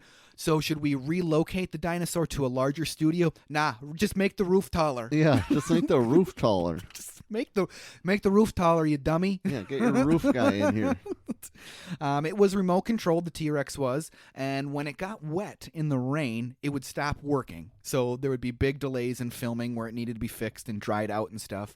The animatronics caused other problems as well. Kathleen Kennedy said that they would have to have flashing lights on to alert people when the T-Rex is about to be turned on, because it would move its head suddenly and be out of control for no reason. And because it was so big, it could literally kill people. Jeez. Yes, and there was one time where it moved by itself. They were all eating lunch, and then all of a sudden the T-Rex came alive. At first, they didn't know what was happening, and when they realized what it was the rain that made it malfunction. Yeah. You'd hear people start screaming as this T-Rex is coming to life. Right. And nobody's around operating. Yeah. That would be terrifying. It would be very terrifying. It's just an amazing, wonderful piece of movie magic. It's just so great. The thumping in the ground and the waves in the water cup, it's just amazing. It's just I love watching this part of the movie. Definitely. Donald says maybe it's the power trying to come back on. I don't think so, Donald. No, Donald. I don't think so. No. Where's the goat? Where's the goat? Thump. There's the goat's leg. Yikes. And Jaws, the T-Rex is revealed. Hey. Donald just ditches them. He's like, I'm a wuss. I'm out of here. I'm out of here. I feel safer in this wicker bathroom. Right. When you gotta go, you gotta go. And then Lex is just like, he left us. She's having a full-on panic attack at this point. That first scream from the T-Rex at this point, just like bone shattering. It's just goosebumps. I love it. Sure. Oh, I had my headphones on for a few of the watch throughs and had the volume up way too high. Yeah. And that scream is just like, whoa! It's just so cool. Soundbar max. It's so cool. I absolutely love it. So cool. We find out that you need to keep exactly still, perfectly still, Yep. because his vision's based on movement. And Lex turns on the brightest flashlight in history. Seriously, what the hell are you thinking? Turn off the light. Turn off the light. Turn off the light. She never does. Never does. It's still on later. What in the heck? Shines it directly into the T-Rex's eye. Yeah. Just flip it upside down. Something. Pull the damn batteries out. Do anything. Please. She never does. Oh, She never does. T-Rex does finally attack the car. Super terrifying. Oh, yeah. Yeah. So much suspense. She can never find that off button. T-Rex knocks over the car, right? Yeah. Just what else is he going to do? And you can let my claustrophobia begin at this point. When that car flips over, when it shows him sinking into the mud, I'm like, I'm going to suffocate.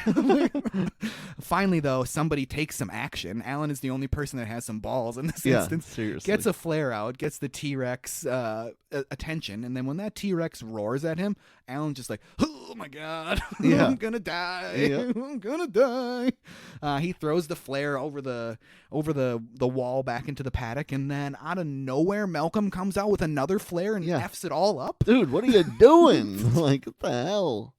Get the kids. Get the kids. Yeah, I mean, I like the idea, but it actually worked. Like, he was chasing him, or the flare, back into the fence. He was going to go down, and that is like, it was like a good 20 feet down, right? Yeah. I still don't quite understand how the T-Rex was able to step out of there, considering it was such a long drop when they go down in there. Yeah. But whatever. That's true. Whatever. It was just like, come on, dude, what are you doing? Like, because you're right. The T-Rex was going back into the paddock. Yeah. He was going back in there. It would have been fine, but I guess in his mind it was a little bit noble to distract the T-Rex some more and allow Alan to go get the kids. Yeah. The T-Rex knocks Malcolm into that bathroom, knocking it all down and exposing Donald in a position that is not very good. No. And then he gets what's coming to him. He gets eaten by the T-Rex. Yeah. And this scene really pushes that PG-13 rating. Definitely. Any drop of blood, it would have been like rated R. Yep. There was no blood. Rated R. It was pretty close. A rated R version of this movie would have been interesting because it would have you could have really amped up the gore in like 2 or 3 instances. Yeah. Which I would have been fine with. Yep. It would have been fine. I mean, maybe you could have gotten away with it because there's a couple of S words in this movie. Drop those, go a little bit more on the gore. But I guess if you're making a PG-13 movie, Steven Spielberg in the studio's thinking, I want to push this out to as many people as possible. Right. I wonder if it would have been nearly as successful if it was a rated R movie. Probably not. It was a time when rated R movies, people went to them. That's true. I mean, we would have still seen it. Yeah, I would have seen it, but you wouldn't have gotten families to go to it like I did with my family. Right. So I don't know. It would have been interesting to see a rated R cut of this. If this movie was made today, there'd be a rated R cut. Oh, definitely. Rated R cut. Back to the kids. Lex is getting out, but Tim is pinned. Here comes Daddy T-Rex, though. He's coming back. Awesome scream from Lex at this point. Another very iconic. You see her do that scream all the time on whatever you're watching. If it has to do with 90s movies, you're going to see Lex screaming at the T-Rex. Don't move. He can't see if we don't move. Yeah. We've established that. Thank you. Lex and Alan play a little hide and seek around the overturned vehicle. I like it. Yeah. It was fun. It was almost funny. Like, it was almost comedic because the T-Rex is like, huh? Where'd you go? Where'd you go? I know you're over here. You were just here. I'm going to knock this thing again. See if I can't get you. Come out of there. It was just very fun to watch. I liked it a lot.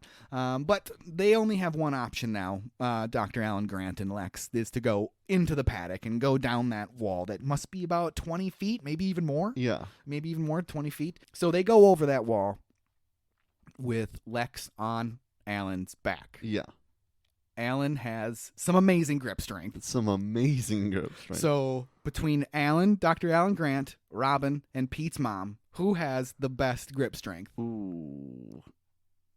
I'm going to have to go, I'm going to have to go with Robin. Robin? That one is too nuts. I almost wanted to go with Pete's mom because she was working on that grip strength. She was working on that grip strength. Almost, but no, Robin out of the sand, pulling him out of the sand. Is that upside down, holding Batgirl? Yes, with just the big toes bracing him. That's right. And stops to have a little combo with her as he's holding her one-handed. Yes, Robin's grip strength is better It than is Dr. next Alan level. Grant. I think Dr. Alan Grant could have given him a run for his money, though. Oh, definitely. And it was wet, too. Yeah, that's true. He's holding on to that thing. Over the edge that car goes, though, and Alan and Lex managed to dodge it. It was a great effect. It looked super realistic, even though they weren't ever close to each other. And it was a great effect, though. Very believable, very suspenseful. It was a near miss that I really liked to watch. Mm-hmm.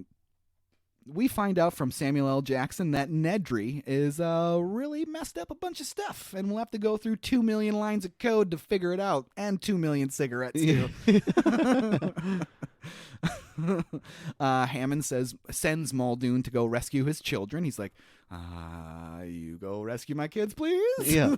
Yes, I'll do it. I wonder if he'd be good enough to do that, he says. Yes. He's like, yeah, I guess. I really hate working here, you guys. Yeah. He literally just goes, sure. Next, we see Nedry in his Jeep, lost and spinning out again. Yeah. Quit jerking that wheel around. Yeah. He needs to winch himself out this time. It's bad news for Nedry. He did. You did. He deserved it. He deserved it.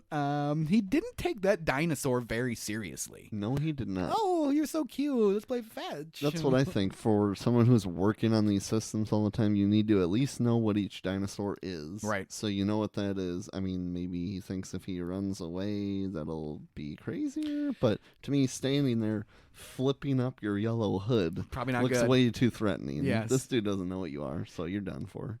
And you make an interesting point. He's working on these systems. He knows that there are 10,000 volts running through these fences. Anything that has to be behind a 10,000 volt electric fence, you probably don't want to come face to face with. Yeah.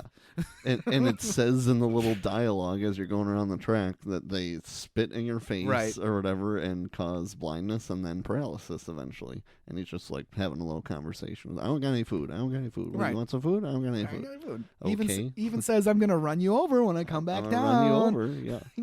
I never felt bad for Nedry once in this movie. No. Once. The surprise attack in the Jeep when the final nail is put in the coffin after he gets spit in the face for the third time. Yeah. Because he gets, the first one misses, the second one hits him in the face. Directly in the face. And then he gets... Yeah, it gets one in the car. He right? gets one in the Jeep, or does he just get attacked in the Jeep? I think he just gets attacked in the Jeep. Because he takes a headbutt to the Jeep first, Yeah. and then he comes back in and gets, Yeah. That used to be the most terrifying scene to me Yes. when I was a kid. I agree Being with you. trapped in there with that thing. That was the scary scene for me as a kid, too. Yeah. It's a scene I did not like to watch. Yeah. It was like the realist one, the one Yeah. that seemed the most like, oh my God, that could happen to me. There's going to be a dinosaur in my car.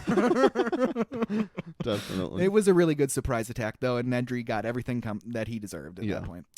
Tim, Lex, and Alan. Tim's in the tree, and Lex has some post-traumatic stress stuff going on. Rightfully so. Rightfully. He left us. That's not what I'm going to do. Exactly, because Dr. Alan Grant is a great dude. He is. He's a really... I don't even like kids, but I ain't going to do that. I won't let you die. Yeah. Not from a dinosaur. Alan finally gets up that tree and sees Tim's okay, but he threw up. Oh, that's okay. Just give me your hand. Yeah.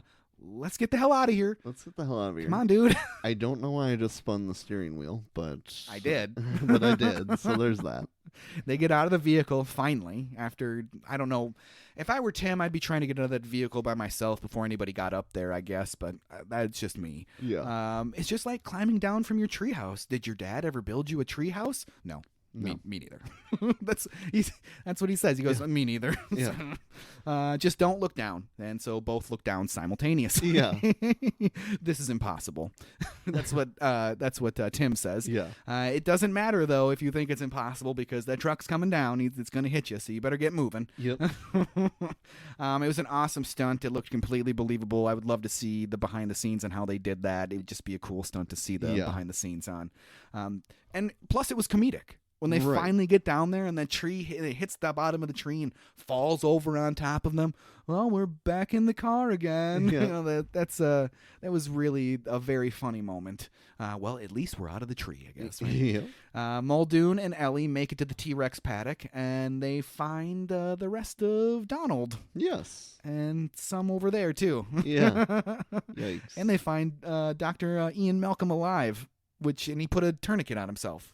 Yeah. So why was he just laying there? Because he just sits up. Yeah. He's like, yep, I'm okay. I'm fine. Just laying here for fun. Kind of laying here. In case that T-Rex came back. Just in case, you never know.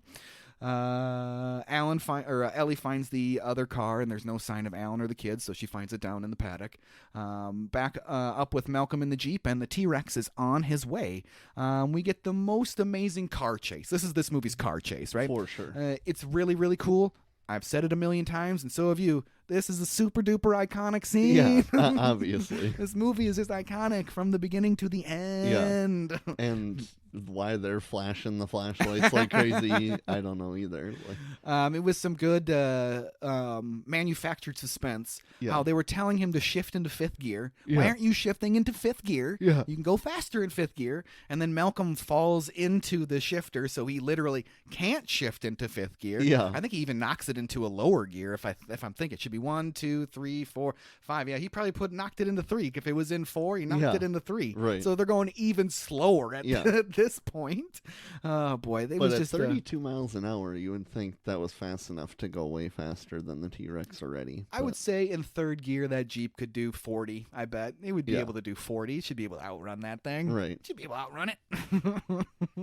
And then at the end of that scene, you get a fun line from Malcolm. Do you think they're going to have that on the tour? Like that'd be a cool way to end the tour. Yeah. Even if it was like a manufactured, like fake chase of a T-Rex, Right. that'd be cool. Don't they have something like that at Universal or something? If they don't, they need to. Yeah, I think they do. I've never been to Universal. Have you been to Universal? I have not. No. I've always wanted to a lot because of this movie. Yeah. And I hear there's a sweet Jurassic Park thing there. I remember it being part of the promotional material in the 90s, like the commercials, right? It was like Universal Studios, and the T-Rex would be like in front of the logo, roaring. It's roar. Yeah. So yeah, if there isn't that there still, they're doing themselves a disservice. Put it back. We need it back. I'm sure it's still there. Alan and the kids are in a tree serenaded by brachiosauruses, and it's sleepy time. It's sleepy time. What do you call a blind dinosaur? Do you think you saw us? Do you think you saw us? What do you call a blind dinosaur's dog? Do you think you saw us, Rex? Thanks for those jokes. Thanks. Very much needed. Very much needed. Alan vows to stay awake all night to protect the kids and to put Lex's mind at ease. What a liar. A liar, yes. Tender moment, yes. Tender liar, moment, yes. definitely. But deep down, a cold-blooded liar.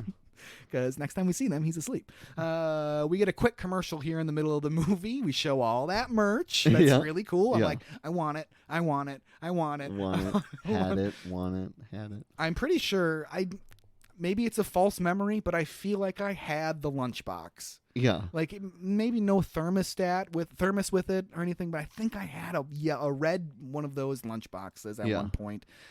Maybe it's a false memory. I don't know. Maybe. But I feel like I had one. Let us know, Tom. Yeah, Tom, let me know, please. I don't remember. I don't remember. They show all that merch. Hammond and Ellie get that little bit of a heart-to-heart at the table. Yep. Hammond seems defeated, but he's still driven to get his idea accomplished, even though his children are missing. He says, next time I'm going to do... Like, next time? There is no next time yet. Crazy...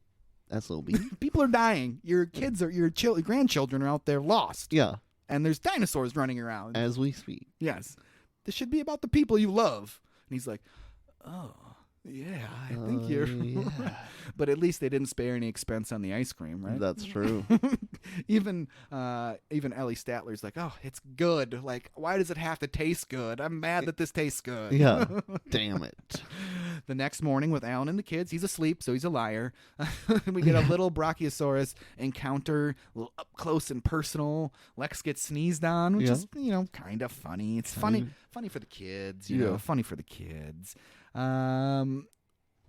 So they don't have any fear of these enormous creatures. Even if they didn't mean to kill you, they could still kill you at any moment. Yeah. I'd want to probably keep my distance from those giant animals. I certainly wouldn't be trying to hand feed it some leaves off a branch. Right, because... Oh, I'm not going to let it go. Like, he jerks one time. Oh, there goes Dr. Grant. Dr. Grant, he left us. He left us. You could see the dinosaur, like, just whipping his head, and Grant just goes flying off into the distance, and it's just a little star speck, like, bing! Like, no! That's really funny.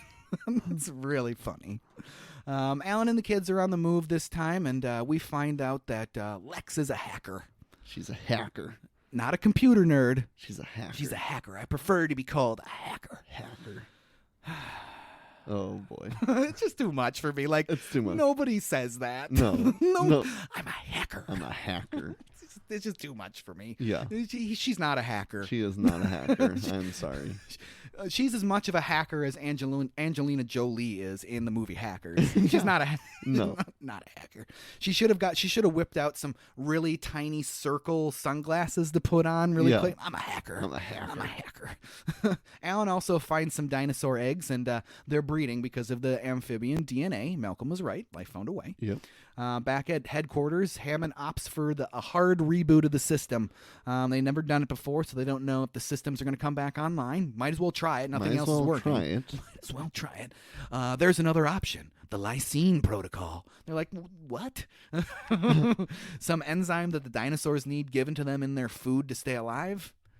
So they're not feeding these dinosaurs till they're already doing the lysine protocol because they're not giving them this enzyme that they need? Yeah. So they should be dying pretty soon? Right.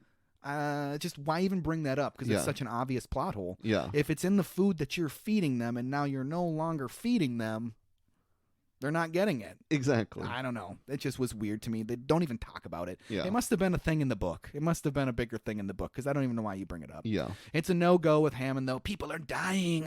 More like don't kill the dinosaurs. So whatever.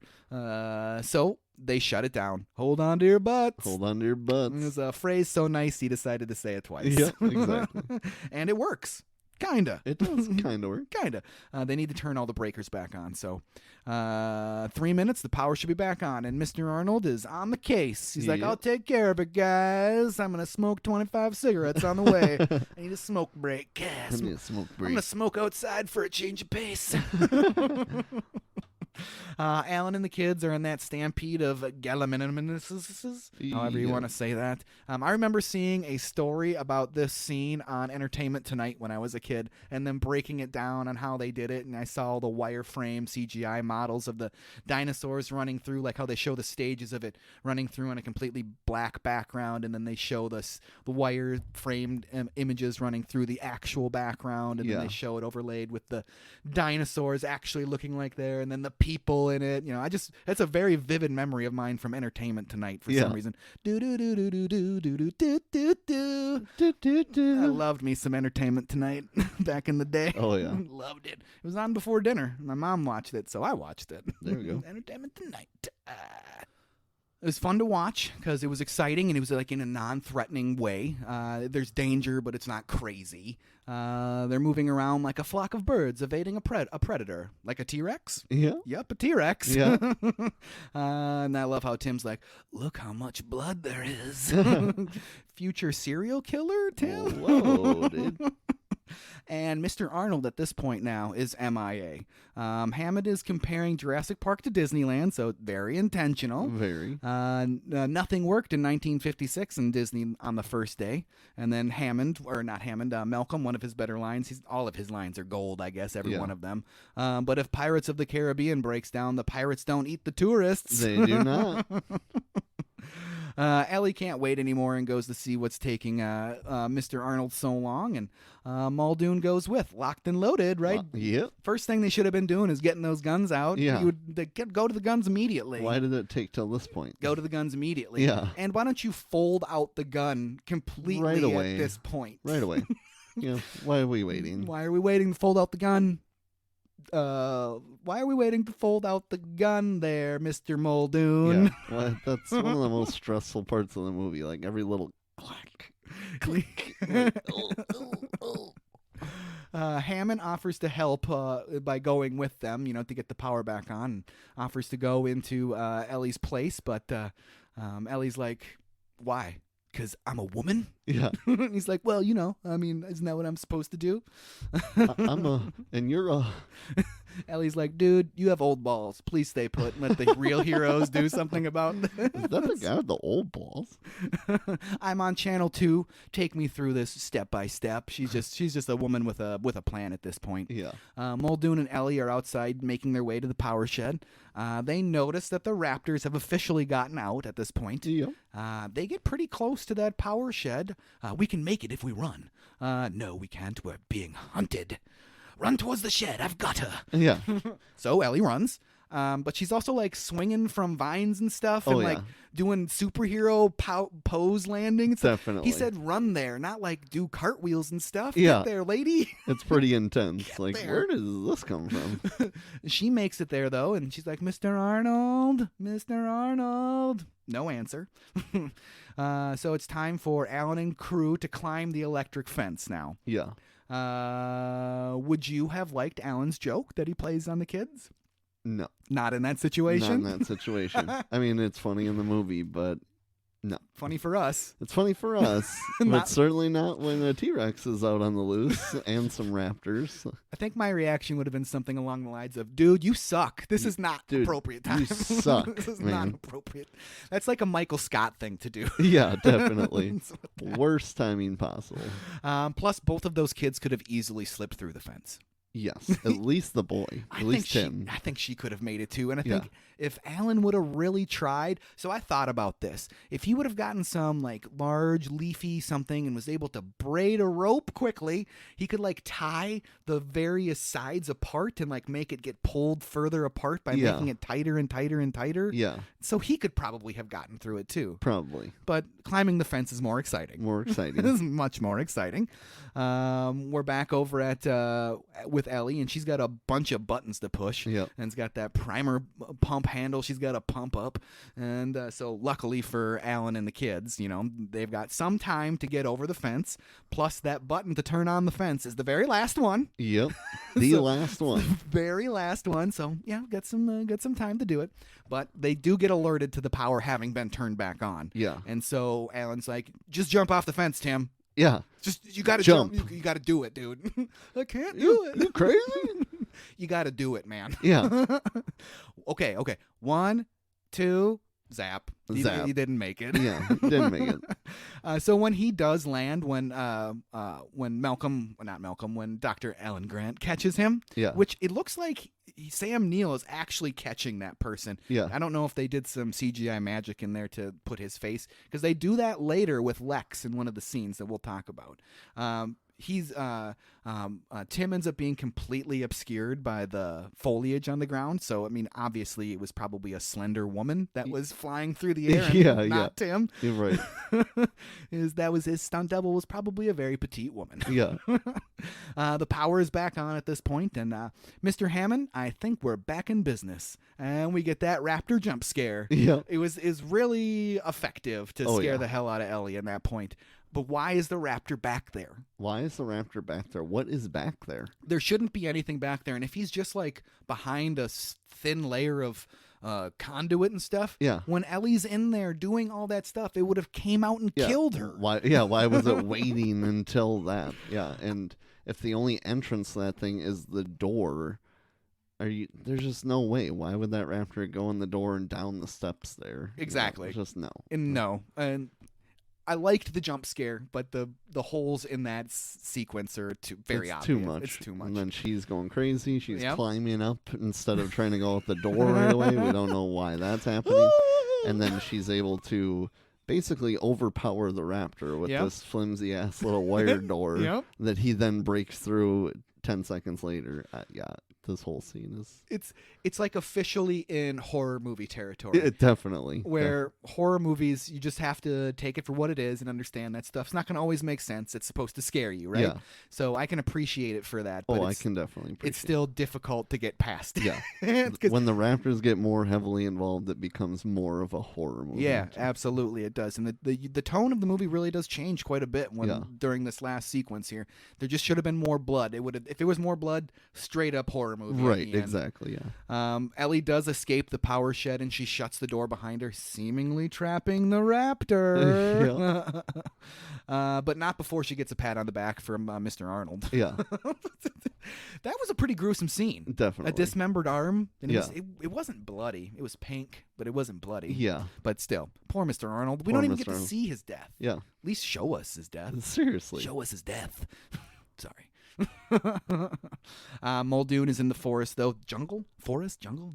Something. Jungle? Jungle. Does he know his fate immediately as soon as he tells Ellie to run off before she's even in the shed? I mean, he's got to. Right? He's got to know There's his no fate. way he just doesn't know that raptors work in teams, Right. you know? Come on. He's just trying to give Ellie some time. Yeah. That's all it is. And we already commented on this. Why didn't he have his gun just like ready to go? Yeah. Just completely ready to go. Right away. As soon as you grab it, you put in the bullets, you get it ready to go. Yep. What if the raptor is right outside the door? Oh, God, I didn't do this. I didn't do it. Clever girl. Clever girl. And he dead. And he did.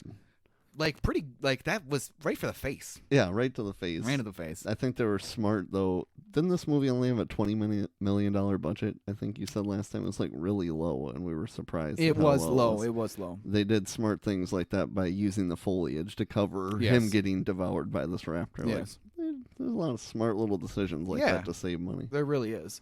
We get to see that CPR on Tim. It's got to be a little bit awkward for Joseph Mazzello, right? The actor playing Tim, getting kissed by a grown man for a movie. Yeah. It's just got to be a little weird. A little bit weird. A little bit weird, but you're getting paid lots of money. Yeah, so that's true. worth it. I mean, I don't know. I guess I would do it if they're going to pay me millions of dollars. True. So, Tim comes to and says 3. Funny bit. I liked it. It's a good time for a joke. Give us a little bit of stress relief in the movie, so I liked it a lot. Alan, Tim, Lex, they all finally make it to the main building at the park, and Alan leaves them in the dining room to go find the others. He ditches them. She's got no problem getting left behind this time, but she ditches them. I love the, before he leaves, he calls Tim the giant human piece of toast, right? Is that human piece of toast? I like that a lot. Tim and Lex, they hit the big time on the food in that room. Yeah. It has been sitting out for like 48 hours, but you're pretty hungry. Yeah. Love the bit with the 2 pie serving spatulas that Tim has. He's just going to dig in. Yeah. I love that bit. It was really good. Very priceless, the look on his face. Alan and Ellie find each other. They do share a hug at this point. Yes. A very weird scene, though. She says, "Run!" Run! And he runs towards her, and then they hug, and then they hug. Yeah, it's like she's, it seems like the first time you see it, she's alerting him. Right. And saying run, and then you realize she's saying that to herself, like, come up with the strength to run. Is that what she's doing? Is and that then what she she's does it, and she's like relieved to make it to him. I don't get it though. I think that's the correct take on the scene. She's not telling him to run. She's telling herself to run. Yeah. Weird. Because she's like limps as she's running. But I hate how she drags that flashlight behind her when she's escaping from the raptor. Me too. I hate that so much. Like, just rip it off your belt. Pick it up or rip it off your belt. Seriously. One of the two. So yeah, I get. Wow. Wow. I think that's the correct take on it. She was gathering the will to make herself move. Yeah. That makes the scene make some sense then, at least a little bit. A little bit. The kids are eating. Raptor's in the house. Raptors in the house, baby. Hide in the kitchen. The raptor snot on the porthole. Love that. Yeah. It's been parodied a billion times. Yeah. Ellie and Alan are back with Malcolm and Hammond now, and Alan is locked and loaded now too. Yeah. He likes those guns, I guess. Yeah, Locked I and guess. loaded. There are only 2 raptors. The third one's contained. Yeah, unless they figure out how to open doors. Oh. Dun, dun, dun. They figured out how to open doors. Oh, yeah. By the way. You don't know it yet, but they figured it out. Back in the kitchen, we get Lex going, Timmy, what is it? It's a velociraptor.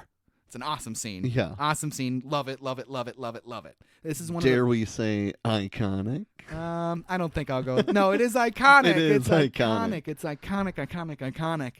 The cat and mouse game is so intense. Yeah. The CG and the practical effects look really, really good in Really this low light environment. Yeah. It looks super good and would hold up, I think, to any movie of today. Yeah. It looks really good. It's very, very realistic. It grabs me and pulls me into the scene every time I watch it. The way they click their nails on the ground, it makes you feel like their intelligence, right? Yeah. And then especially when the one jumps on top of the rows of counters, is like the rows of tables. Like they know something's up. They know that the kids are in here and just got to be able to spot them. Lex distracts the raptors. Was her plan to fake the raptor out with the reflection? No. Or happy accident? Happy accident. Happy accident. Definitely happy accident. Okay, happy accident. If it was planned, pure genius. Yeah. Pure genius if it was planned.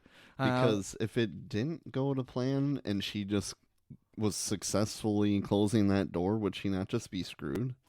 She would at least be very trapped. Very trapped. Yeah. Yeah, so, I mean, I guess maybe Grant saves her eventually with the shotties, but... Maybe. I feel like she would have not suffocated, but definitely had a panic attack in That's true. That's true. Definitely. So maybe she wouldn't have died necessarily in there in the short time, but she definitely would have been trapped. This happy accident worked well. Happy accident. It worked very well. Lex runs off at this point. Pretty ballsy to get out of there and run right by that dinosaur. Tim makes a break for the cooler with that last velociraptor chasing him down. They both slip in the cooler and fall. Yeah. Tim makes it out and slams the cooler door in the raptor's face. In the raptor's face. Lex comes screaming and helps Tim shut the door. Yes. And they lock it. Lex and Tim are intensely strong.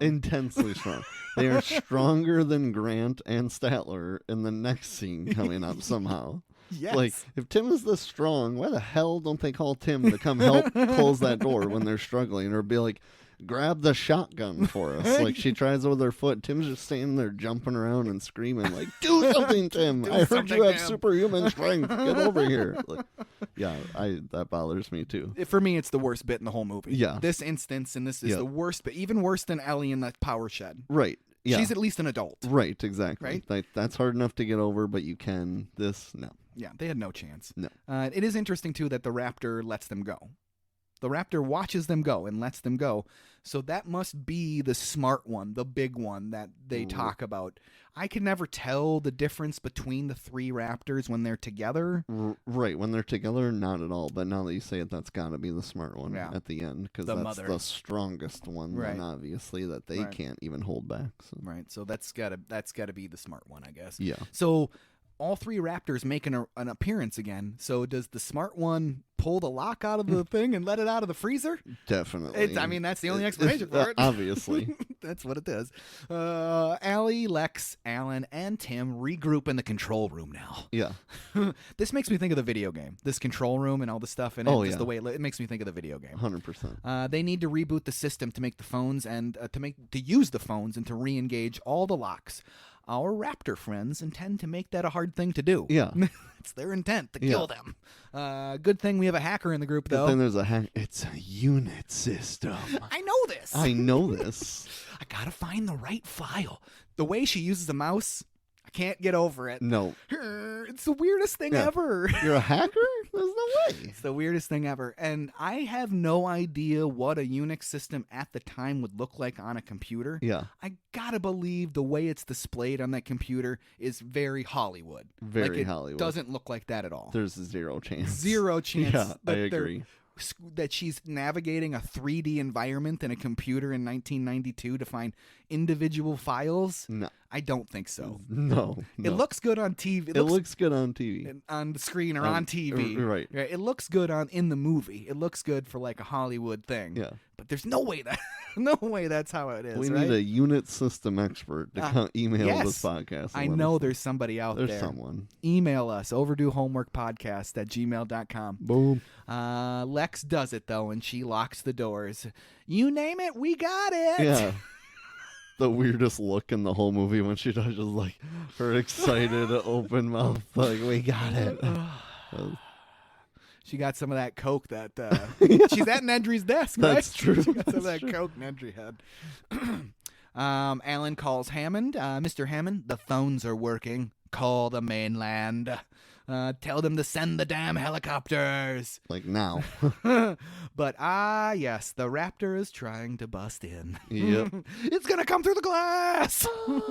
Gunshots and Hammond screaming, Grant! Santa over the phone, and that gun jams. He must just be really bad. Like the actual like cartridge was bent in the thing. Like, dude, he must not know how to work a gun. So your gun jams. Next logical thing, climb into the ceiling. Climb into the ceiling. Just climb into that ceiling. A little whack-a-mole with the raptor, right? Yeah. And then Alan gets in 2 good kicks and knocks the raptor down, and then Lex falls through the hole, right? So this is where they took...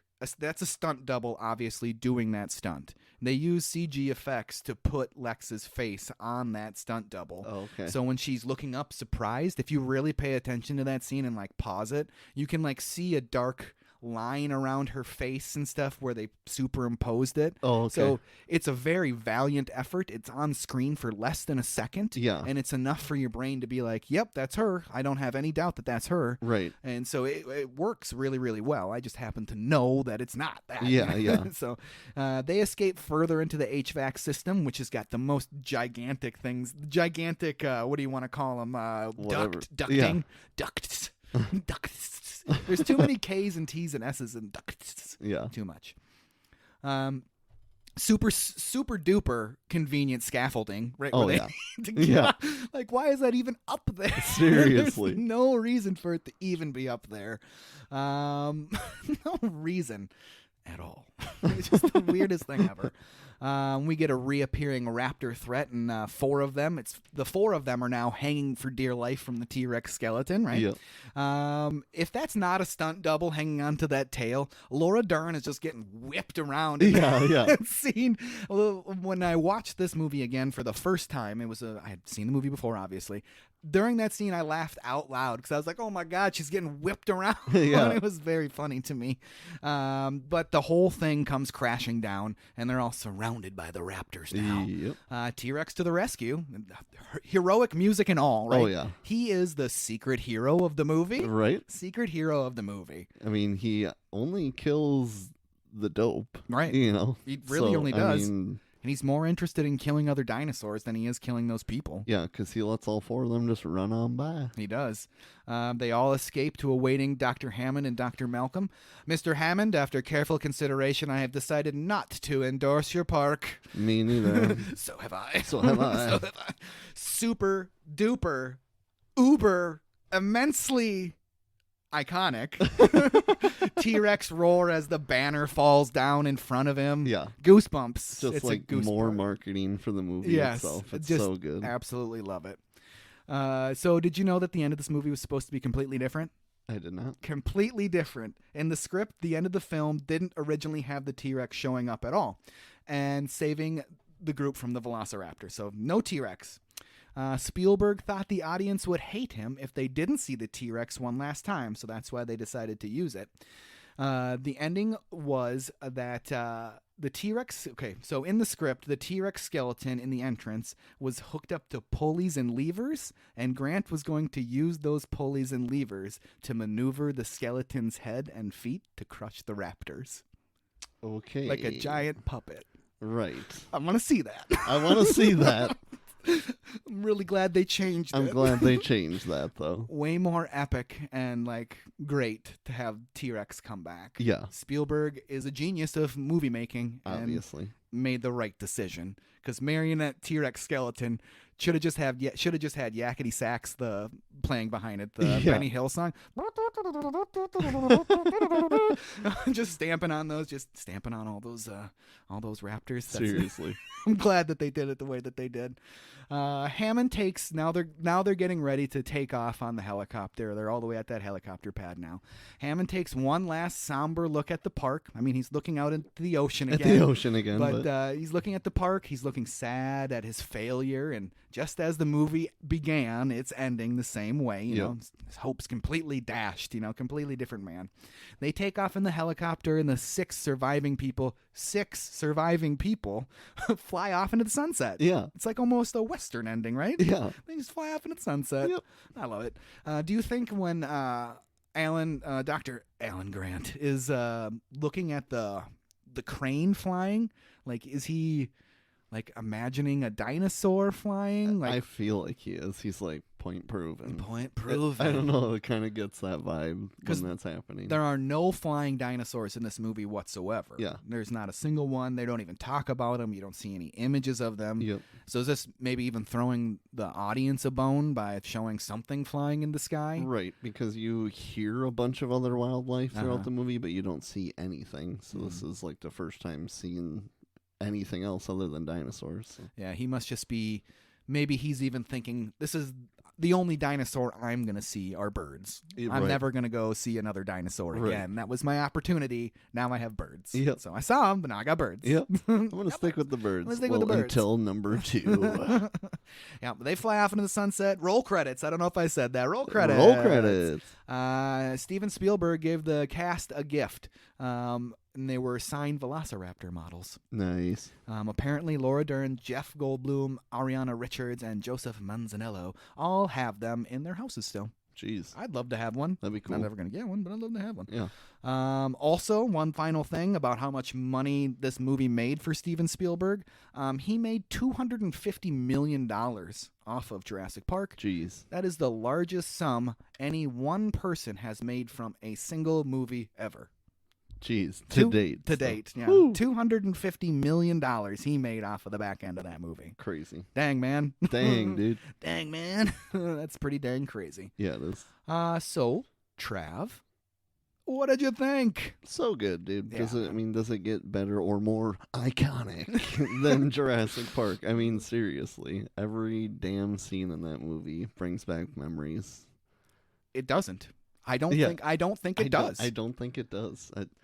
It's if you've been listening since the beginning, this is one of them movies I had at my mom's, so I've seen it so many times that I wouldn't say it's ever a hassle to watch any of these movies, but whenever it comes to the day we're gonna record and I have to try to pack in 2 watches, I'm like, ugh. But with this one, no problem. Like awesome. I can just have this on in the background, repeat after repeat. I was like thinking I was weird to myself as I started the second one and was smiling again. I'm like, why am I excited to watch this right after I just watched it again? Sign of a good movie. Damn, dude, this movie is just good. Yeah. It's so good. And if it took us doing this for you to see this movie, you're welcome. You're welcome. But I would assume 99.9% of people have seen this movie already. And just got to enjoy watching it again. Exactly. I totally agree with you. It's hard to get better than Jurassic Park.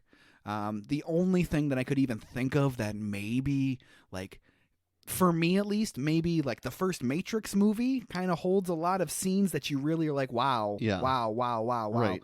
And that's another instance of a movie that had a lot of firsts in it. Yeah. Same thing with this movie, a lot of firsts. Yeah. And you can have firsts like this movie had or the Matrix has if you do them as good as Jurassic Park did it. Right, correct. And without that, this movie doesn't hold up. Yeah. You know, and it's, like you said, watching this movie is never a chore. Yeah. It's just great. I can't wait to introduce this one to my daughter. I can't wait to watch this one with her. I think it can happen sooner than later. It's a little scary, but I think maybe 8 or 9. I think you could probably do it. So I can't wait to do it. I really, really enjoyed this. Do you have anything else you would like to talk about, Trav? I do not think so. Since you said you had nothing else to say about Jurassic Park, how about we talk about the homework assignment? Let's do it. We are doing DBZ. DBZ. That's Dragon Ball Z for the layman. And we are going to do the Saiyan Saga. So that's basically the first season. We are going to concentrate on the Raditz Saga this time around. I am going to not murder all of these Japanese names. Yeah. I'm not even going to do it. Yeah, don't do it. I will add this information onto the show notes so you can read them for yourself. Yeah. Produced by a lot of great people that are pioneers in the anime, in the Dragon Ball Z style of anime field, you know? Yeah. Obviously based on a very iconic manga, right? Great music. It's a Toei animation studio. Is originally for Fuji TV, and its original run was from April 26th, 1989 to January 31st, 1996, and there are a total of 291 episodes. Ooh. And if you guys like this a lot, we'll get to them. Oh, we will. We will get to them. Whether you like it or not. No, just kidding. So we are going to do episodes 1 through 6. And number 1 is The New Threat. Number 2 is Reunions. Number 3 is Unlikely Alliance. Number 4 is Piccolo's Plan. Number 5 is Gohan's Rage. And number 6 is No Time Like the Present. Trav, do you have anything that you want to talk about these episodes? No, the only thing that I was going to say is it's surprising how fast the Raditz saga is done. I didn't think it was that quick, but it's done in this first segment we're going to do with 6 episodes. Yeah, it seems like he has a bigger role in the anime overall, doesn't it? Yeah. It does, and he really doesn't. Yeah. He gets referenced. Yeah, right. He gets referenced, but... I mean, he's Kakarot's brother, correct? Correct. Yeah, he's Kakarot's brother. Yeah. Older brother, correct? Yeah. That's Goku. For the layman. For the layman.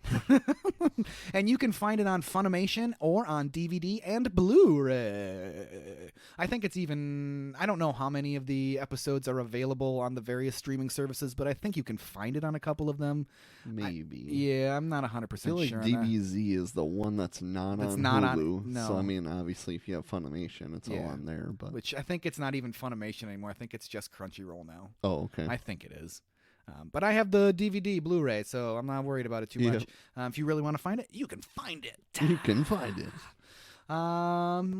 With that out of the way, Trav, hit me with the outro. It's time to get into some emails. So our first email comes from Timotheus1978. He has emailed us before, and he says, "Hey guys, I'm still loving the show, so keep it up." He says he'd love to hear us review Tommy Boy and Blues Brothers. So done and done. Done and done. They've been officially added. One of them might be hitting you sooner than later, Timotheus. Next email here comes from FradyCat83. Wants to know something we were afraid of as a kid that we are no longer afraid of. Or, if you're still afraid, Drew, now's the time to talk about it. I'm afraid of death.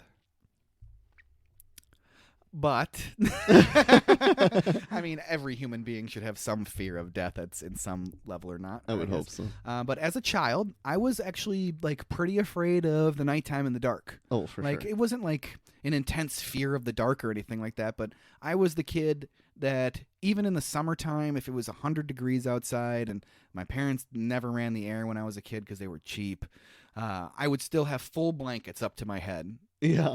Because, blankets are your magic shield, right? For sure. So it didn't, for the longest time, I could not sleep without full sheet, comforter, top blanket. Yeah. Even if it was 100 degrees. I would just sweat my ass off in bed all night. And looking back on it, I'm like, dude, you were a dumb kid. But a dumb kid. You can't rationalize some of those fears sometimes. Definitely you know what I mean? Not. Definitely not. How about you, man? I get way too hot, so I definitely didn't do that. But I was afraid of the same thing. I put the dark. Again, not immensely afraid, but I mean, I had a Michelangelo nightlight that I think I used longer than probably should have. But I mean, it was a stained glass thing that my grandma made, so it was pretty damn cool. But I don't know, just the sounds. And then I lived in an old house, and there was an attic up there that was very sketchy. So I don't know, anytime I heard something ugh. But now, man, do I love the dark. Lauren gets pissed at me all the time because I never want to turn lights on. I just embrace the dark. I was born into it, molded by it. But yeah, the dark. Used to be afraid, not anymore. Would you like 2 quick ghost stories? Let's hear them. Okay, so I don't know if I necessarily believe in ghosts or not, but I have 2 experiences from our house on Perry Street that I still can't explain to this day when I was a kid. Sure. So my bed faced, it was 2 sets, it was a set of bunk beds that were not stacked up on top of each other. They were set up as 2 beds in my room. And so one bed that I slept on, if I turned one direction, I would look directly out my door and all the way down the hallway into the living room. Sure. So it was just a rambler in my house. It was just, my house was just a rambler. One night I woke up, and at the end of the hall, there was a shadowy figure, probably about 3 to 4 feet tall, just waiting back and forth. Ugh. Waiting back and forth, and that was intense. I remember it very vividly still to this day. I don't know what it was. I can't explain it. I'm way too good at picturing this because it's giving me the chills. It's just like a shadowy figure. There was no distinct features or anything like that. It was more of just kind of like an ovalish blob type of thing, just leaning back and forth. Okay, enough about that. I'm going to dream about it tonight now, probably. The other one was I woke up on my back, and my beds were in like an L. Yeah. So if I looked forward from waking up on my back, I could see the other bed against the other wall. Yeah. There were two figures that kind of reminded me of TV static. Yeah. Moving up and down on the bed. Yikes. So those are my two really scary ghost stories that happened to me.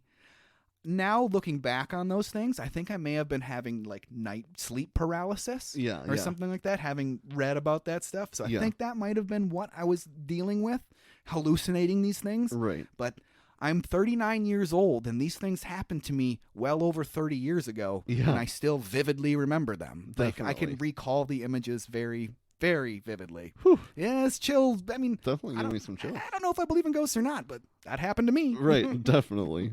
Whew. Next email here comes from Another Christmas, Another Disappointment. Wants to know, what was a toy that you always wanted but you never got? Toy I always wanted but never got. It was probably like those larger like sets that you would get for like Ninja Turtles or for G.I. Joes. Like, you know, like the G.I. Joes. I was pretty into G.I. Joes as a kid, and there was some really big Cobra stuff that I was never going to get. It was that stuff. I would always circle it in the catalog for Christmas time, and I would get a few figures instead of like a really cool thing. Yeah. It's just the way it goes, you know. I always wanted that stuff, never got it. I wish I would have. I was an only child, so I'm not going to pretend like I didn't get a decent amount of the things I asked for when I was a kid, but I remember one thing that I always loved on commercials that I'm guessing my dad never got because it'd be a mess, was that creepy crawlies where you would make like spiders and whatever, and then they glow in the dark or whatever. It's like a easy bake for a guy. Yeah, that's what it was. How'd that song go? Creepy crawlies. Yeah, so that's what I wrote down on here. Last one here is my question for Drew. Were you an accessory kid? Did you have necklaces, wristbands, anything like that? Friendship bracelets were pretty big when I was a kid, so I would wear them on my wrists, and I actually had some on my ankles too when I was a kid. Yep. I got a crucifix for my first communion, so I used to wear the heck out of that on a necklace, you know? Oh boy. Yep. Had a little golden Jesus on it. So I wore that a whole bunch. So yes, I guess I was an accessories kid. I never really thought of it in that way, but yes, I was an accessories kid. For sure. Were you? I mean, unfortunately, yes. I know there was for sure some like cringy like shell necklaces I wore multiple times. Like hemp necklaces. I forgot about necklaces. Renaissance type year period. Yes, like you go buy that, and then I'm wearing that in the general public. Just wearing it to school. Don't know what I was thinking. Thinking you look cool. Had the left ear pierced, and I had like the silver hoops with the colored ball, like a sapphire ball, and then my cousin had the red one, and my other cousin had the green one, and just like, oh man. And you know, I didn't get super into like the Live Strong bracelets, but eventually I was wearing the I Love Boobies bracelet for breast cancer or whatever. But yeah, most of that was very cringy accessory. Do me a favor. Bring the earring back. Do it, man. Rock the earring, man. Can't do it, rock, man. Not maybe that earring, just rock an earring. Do it, man. Do it. I could. It's probably sealed up at this point, but I could probably push her through. When was the last time you had an earring in? For sure, high school. High school, so it's been a while. I don't think I even wore it like up to senior year. Yeah. I think I wore this like super heavy fake diamond earring sweet. Freshman. Not sweet. No, not very sweet. From someone who could pull it off, and I put it in my ear, and I remember just like getting made fun of it for it that day. I'm like, okay, so not the diamonds. And I went back to like the sapphire hoops, and then I don't know, it probably lasted till sophomore year, and I'm like, I should probably just take this out. Don't take offense to this, but you strike me as somebody that would have had an eyebrow piercing at one point. Nope. Never? Nope. Did you ever want one? No, I did not. How about the lip piercing? Never wanted lip, eyebrow, nose, anything. The only thing I ever thought was cool was the earlobes. The earlobe. I never considered like I've got a cousin who's got like the cartilage piercings and all sorts. Never did that. I never had any piercings, and now I'm too old to probably get one, so I don't think I ever will. Definitely. Agreed. But yeah, that wraps up emails. It's been a very fun episode. Yeah. It was a lot of fun. Thanks for listening. We have some great things lined up for the rest of 2023. Check us out and follow us on Instagram and Facebook for weekly posts, updates, homework assignments. And as always, don't forget to tune in to the next exciting episode of the Overdue Homework Podcast.